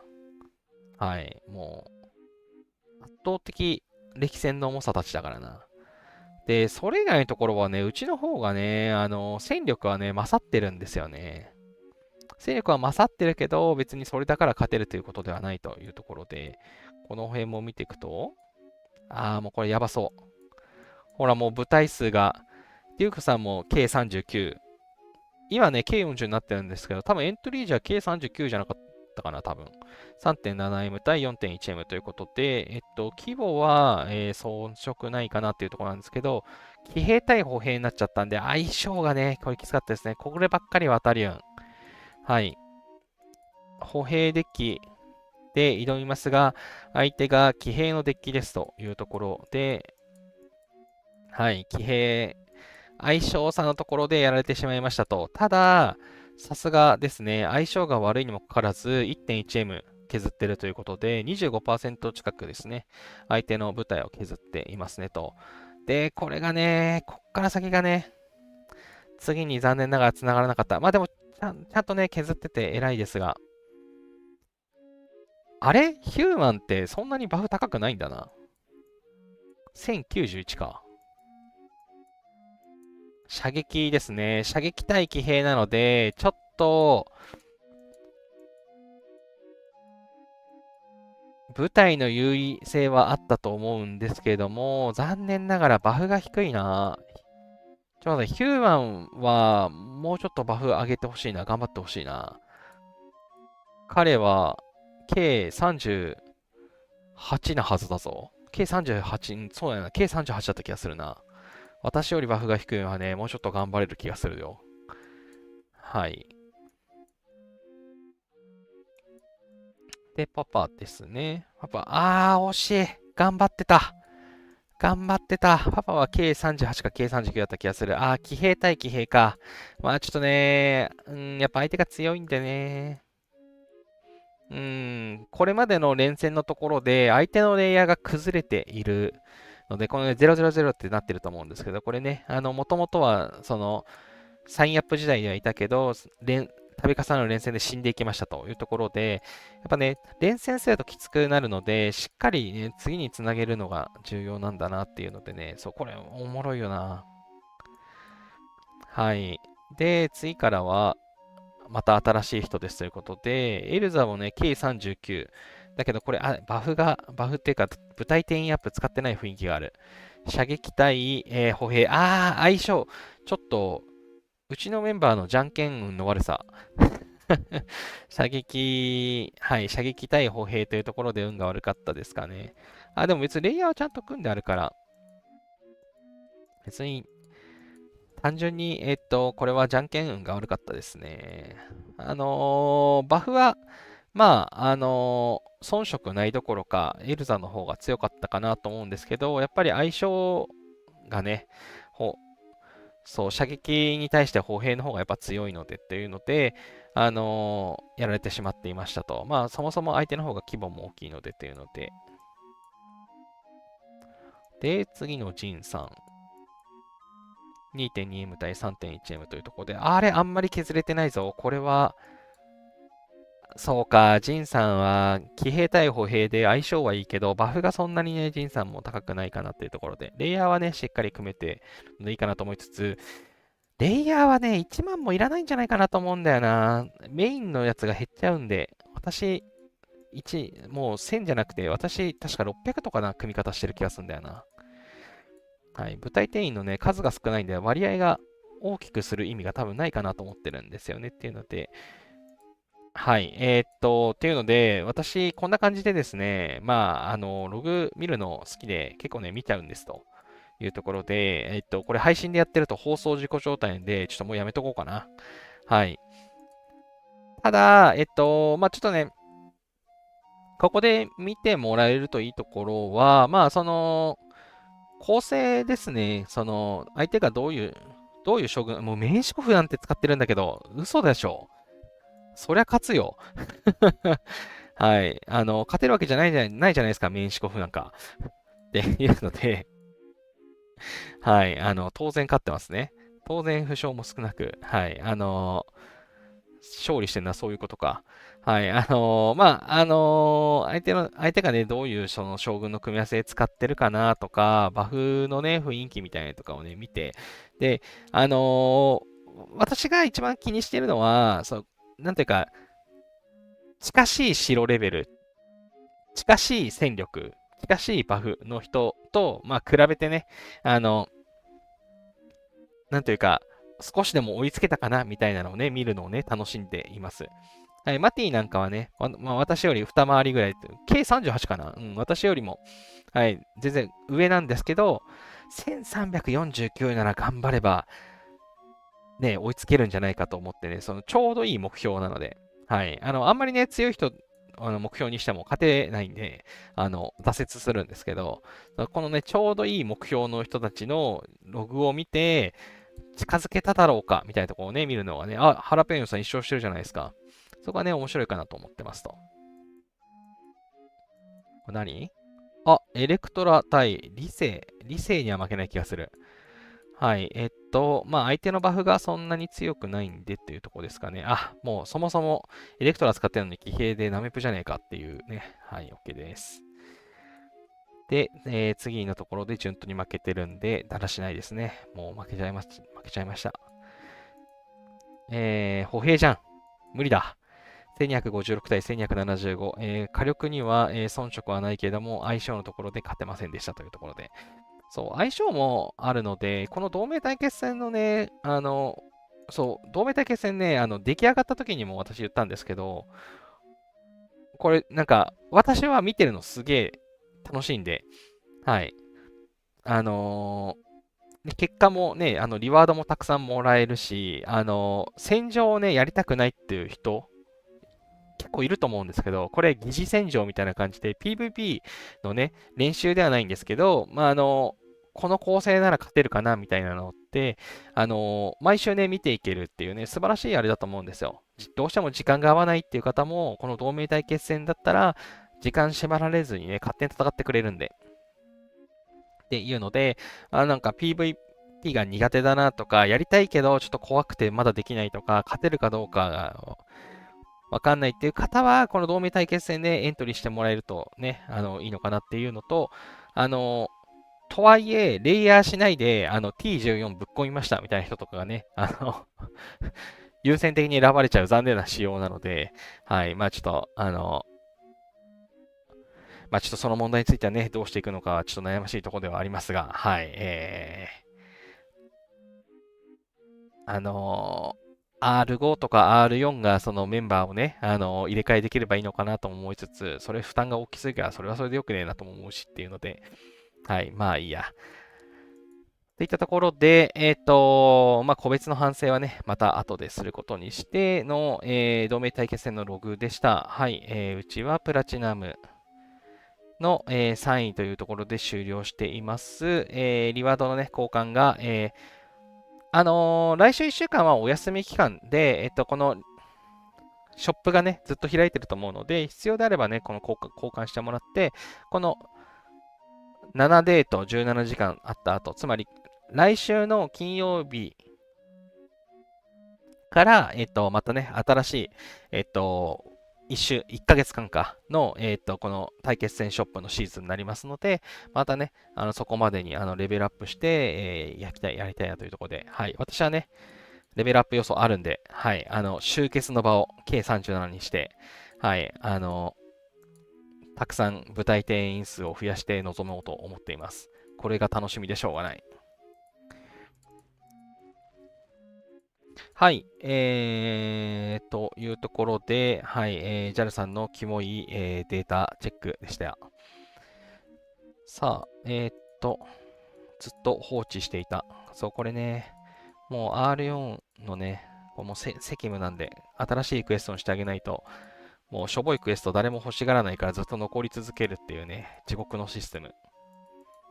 私もひたすら更新してるけど、さすがに、自分の5200達成したら、見る頻度ちょっと下がるかなと思ってるんで。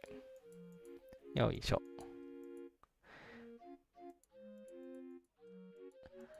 はい。あとね、K37 になって楽しみなのは、この生産系のね、クエスト、この自給自足のエピックのやつ、240ポイントのやつって、王城で 120M、生産するとかいうのがね、あるんですけど、私、寝て起きたら達成するんですよ、今でも。正確には私、睡眠時間が少ないんで、それだけだとダメで、ちょっとは待たなきゃいけないんですけど、まあ、11時間ぐらいとかね、放置してるだけで簡単達成できますと。で、あのこれね、強制労働。強制労働のエピッククエストって、12M かな資源回収してくださいっていうので、これ私、これ今見てもらうとわかると思うんですけど、これ3、だから 5.9 かな。はい、5.9M なので、寝る前に強制労働して 5.9M 確保します。で、起きた時にさすがに6時間ぐらい経ってるので、また達成しますで、まあ、ギリ 12M 届かないですけど、生産を上げることで 12M、ね、寝る前にクエスト取ります、強制労働します、起きた時にまた強制労働します、すぐ達成するんですよっていうのでね、これすげえ楽しみで、はい、白レベルが上がれば上がるほど、この同盟対決戦じゃねえや、同盟総動員のね、クエストがね、楽になるので、はい。もうね、同盟総動員好きなんですよね。この、ぐるぐる更新がだるくない限りは。はい、というところで、はい、今回もね、もう予定、まあ、この、流れいきますと、あとね、5回、6回か、クエスト受注。追加分2回するだけで、まあ、5200の全部取れる予定なので、まあ、また来週のね、火曜日に、この、グローリー騎士将軍の宝箱で関羽引けるかチャレンジをね、やろうと思います。はい。そのところで、あとね、なんだっけ、そう、サーバーセンサーの話をして終わりにしようと思ったんだ。はい。今週はサーバー戦争ですね。ということで、英雄不滅また来ましたね。はい。前回、使わなかった方は、サーバー戦争始まった時にね、戦死者出ると、病院に蘇生っていうアイコンが出るんですけど、まあ、そこからね、まあ、もしかしたら、まあ、残ってるはずだと。残ってないかもしれないけど、まあ、もしかしたら残ってるんじゃないかというところなんですが、まあ、怖いんでね、基本的には、サーバー戦争終了後にもまだ買う猶予があるんで、サーバー戦争で、まあ、ちょっと大敗しちゃったな、みたいな、そういう時に、まあ、これを使って回復するっていうのがいいのかなとも思いつつ、はい、またね、英雄不滅が来ましたと。きっと、金曜日になったら負けじ魂のやつも来ると思います。で、前回も、金曜日にサーバー戦争のミラクルシーズンっていうのが出たので、まあ、ちょっとね、まだバナー出てないんですけど、まあ、おそらく金曜日になったらサーバー戦争ミラクルシーズンが出るんじゃないかなって思ってはいます。はい、ちなみにね、サーバー戦争のミラクルシーズンのところに記載があった栄光君主に、なったら、リワードもらえますよってやつは、1位のね、方に見せていただいたんですけど、まあ、なんかそんなに豪華なリワードじゃなかったですね。はい。でも、もしね、ミラクルシーズンのために毎回チャリンチャリンでもらえるんだったら別に、そんなに悪いってほどでもなかったっぽいので、はい。もしね、栄光勲章を目指せそうっていう方はね、ぜひ頑張っていただけるといいのかなっていう感じがしますね。で、いう話で、ちなみに、今回の、うちの相手は、サーバー1406になりますということで、うちよりも、半年以上若いサーバーなのかな。ただですね、ここね、やばいんですよ。ある一人の方がですね、やばくてですね、はい、このループチョックさんっていう方ね、はい、ナポレオン、スベイ、浅井チャチャが 10M だ。これは愛を感じていいですね。高量装備つけてる。これ防衛艦だ。へー。まあ、射撃兵40%アップ。駐屯部隊の HP が20%アップ。へー。初めて使ってる人もいたけど、まあ別に、まあ弱くはないのか。なんかすげえ、鉄のカーテンめっちゃ書いてあんじゃん。浅井チャチャ。はい、スベンとかね、なんか比較的新しいやつが、きっちり上がっててっていうか、もう、上の方、ほぼ総なめしているっていうね、感じですというところで、このループチョックさんがですね、やばくてですね、はい、もうブックマークしてありますよ。友達。あった。はい。計42ですね。はい。はい、計42の、もちろん君主レベルは45、戦力は 13.1B ということで、はい、T15 以上がね、いるのが確定していて、もう絶対強いじゃんと。無理やんって、思っていますということで、はい、私はこの人が起きてたり元気だった時には、頑張らないと思います。むしろ今回の、サーバー戦争はスキップで全然やらない可能性さえありますというところですかね。本能寺さん、浅井手活性重課金プレイヤーですね。いや、もうそうですね。絶対重課金プレイヤーだと思います。もう計42ってもう見ただけでもう重課金にも程がある。のんのさん、私のサーバーの強者より強いです。そうですよね。いや、めちゃくちゃ強いと思う。はい。でね、このチェックポイントとして、K40 で強いと。まあ、でも、なんかね、強いからって言って、もうサーバー戦争大好きとは限らないと。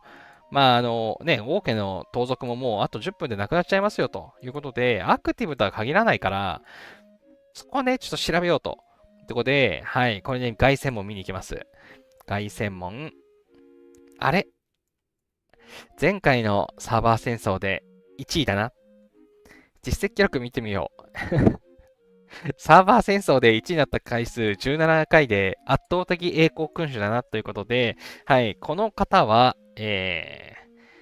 K42 です。重課金です。普通にサーバー戦争ガチ勢です。ということが、よくわかりましたということで、もうこんなん怖くていけねえわ、あっちのサーバーって思ってます。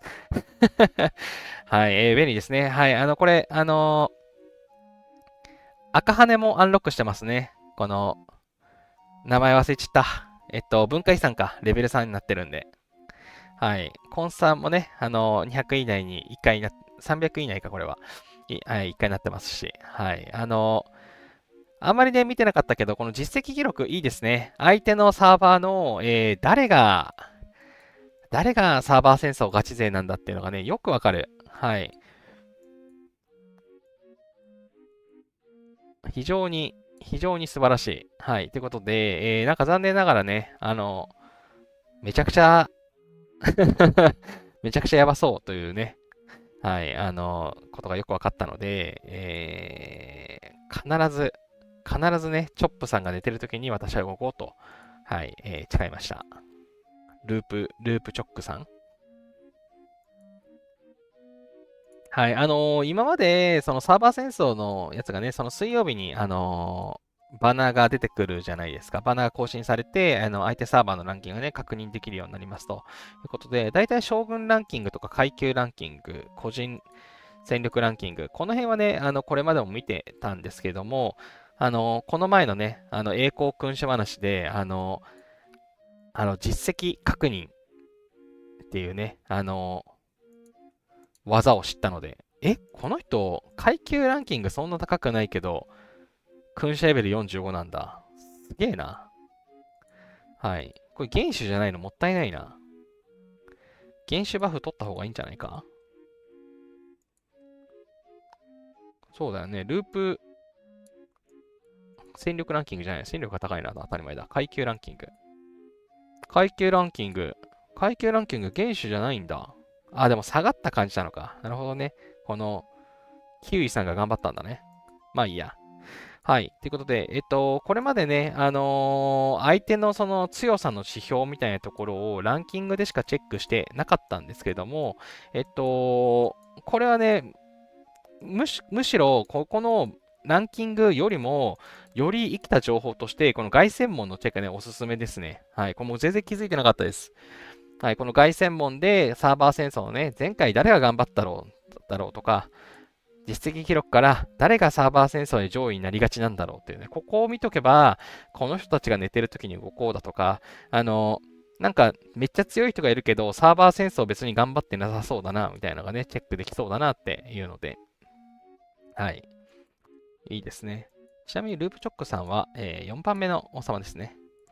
はい、スイさんこんばんは。コメントありがとうございます。はい、そんなところで、ちょっとね、今回は、サーバー戦争の相手がちょっとね、あのうちよりも若いサーバーかもしれないけれども、どう考えたらもうエースが格上なので、ちょっと厳しいかなと。はい。K40 にはちょっとね、感覚的には異次元なので、はい。やっぱね、あんま戦力、個人的な感覚として戦力って別にそんなに重視してないんですけど、白レベル、ね、K42? ダメですね。はい。ダメです。はい。確定で T15 いるんで K41 以上はダメです。K40 はまだ T15 をね、作れてないっていう方が結構いるから、まあそれがね、めちゃくちゃ大変だし。でも K42 ってもう5億パー T15 いるんで、ダメです。はい。ということで、ちょっとね、今回はスルーしそうな感じが今回はって言いつつ、前回もなんかあんまりなんか頑張ってもしょうがないかな、みたいなのが。SE さん、トッププレイヤーの階級ランキングが低いのは VIP レベルが19以上なのかも。あ、確かに。確かに。そうだわ。っていうか、絶対そうだ。そうか。私には関係のないことなので、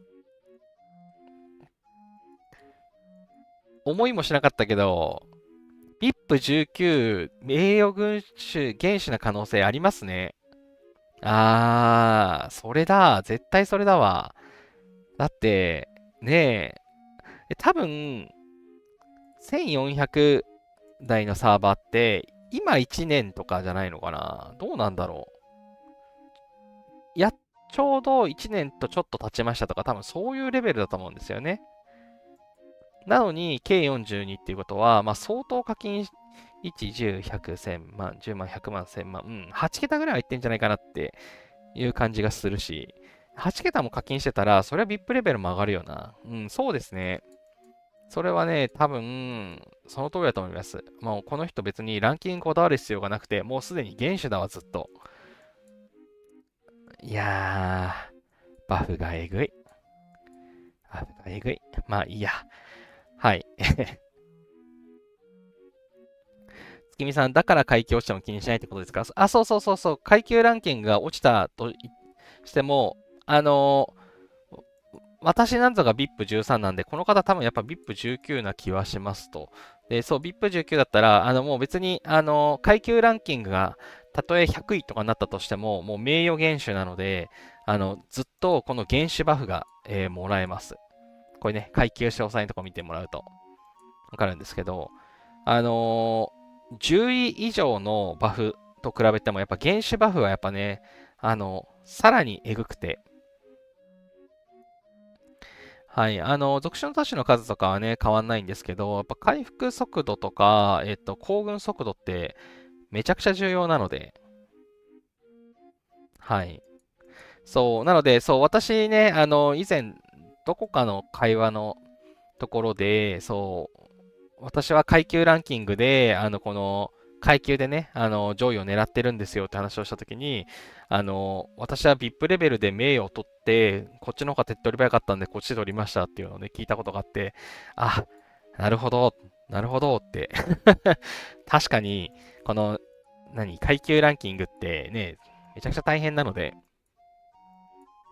はい、これは単純にね、その祭祀だけじゃなくて、モンスターハントだとかね、そういうのも総合的なところも関わってくるしっていうので、ね、これ大変なんですよと。で、これ、相手もすごかったら、もうどうしようもないんでっていうのは確かにその通りなんで、VIP でね、目指すっていうのがね、はい。ちょっとね、私これ、その手段取れないから、基本的に選択肢から除外しちゃうんですけど、そう、VIP で狙うっていう方も話よく聞くので、そうなんでしょうね。無理だよ。私、ハム尺になりたいけど、ハム尺だって VIP7M 必要なんでしょ？ 700K だよ。0.7、10倍必要なんだけど。無理無理。無理無理。とはいえね、階級ランキングもまあ無理なんだよな。私ね、今、17M ななんですけど、まあ、10位になるのために最低ね、22M 必要ですということで、まだまだ必要ですし、まあ、そもそもね、この中で抜けそうなのね、3人だけなんだよな。それ以外はみんな格上で、名声のね、伸び方も私がめっちゃ頑張ってギリギリ追いつけるとかいうレベルだからね、もうハム尺なれないなってちょっと思ってんだよな。はい、ということで、これね、難しいところですが、ちょっと、はい、まあ、やれる範囲でね、頑張っていこうかなと。マージ後とかも影響しちゃうんで、上位はね、なるべく維持しておかないと、属州都市減っちゃうんでね。はい、ということで、サーバー戦争をね、ちょっと今回は相手がちょっと強すぎるなって思っていて、相手側のね、強者が寝てるタイミングとか、戦場に行ってるタイミング、そういったところでね、動こうかな、みたいに思っていますと。とはいえ、日曜日ちょっと出かける予定とかあったりするんで、まあ、ちょっと今回もちょっとあまりやれないかなって思ってます。はい。サーバー戦争ね、やらないと、そのゲームのね、稼げなくなるから、基本的には参加したいんですけどね。ワンブロックできたらいいけど、はい。そんな感じです。ということで、きっとね、金曜日の、リセット後にサーバー戦争ミラクルシーズンがまた来るんじゃないかなと思っていますというところで、羽取りをね、目指している方はね、ぜひ、頑張っていただけたらと思います。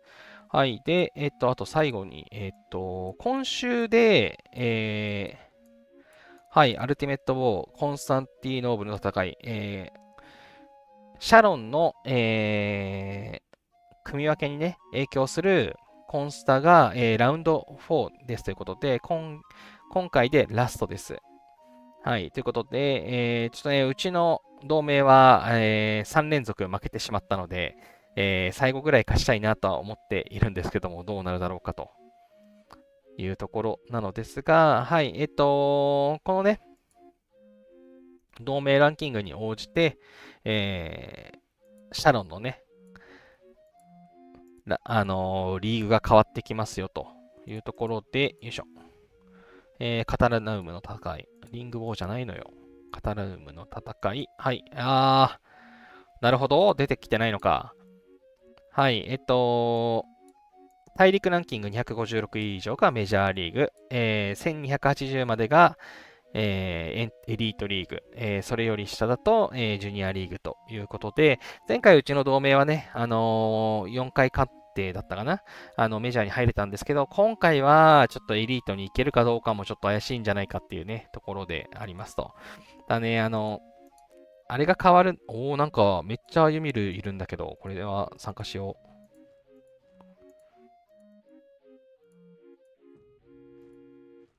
ユミル。うちのサーバー、ユミル本当にすぐなくなるから多分、今こんなに出てるってことは、妬んだな、ライバル同盟が。はい。そう、今日ね、ちょっとこの後、ユミルをね、世界の端に行ってユミルを狩ろうかなと思っていて、っていうのを安全資源箱、安全資源サプライズ宝箱か。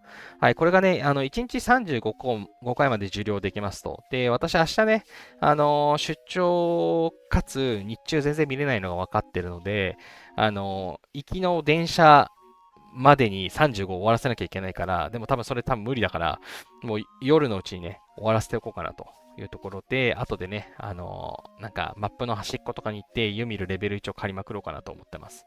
はい。ということで、安全資源宝箱はね、非常にお得な、これを開くと、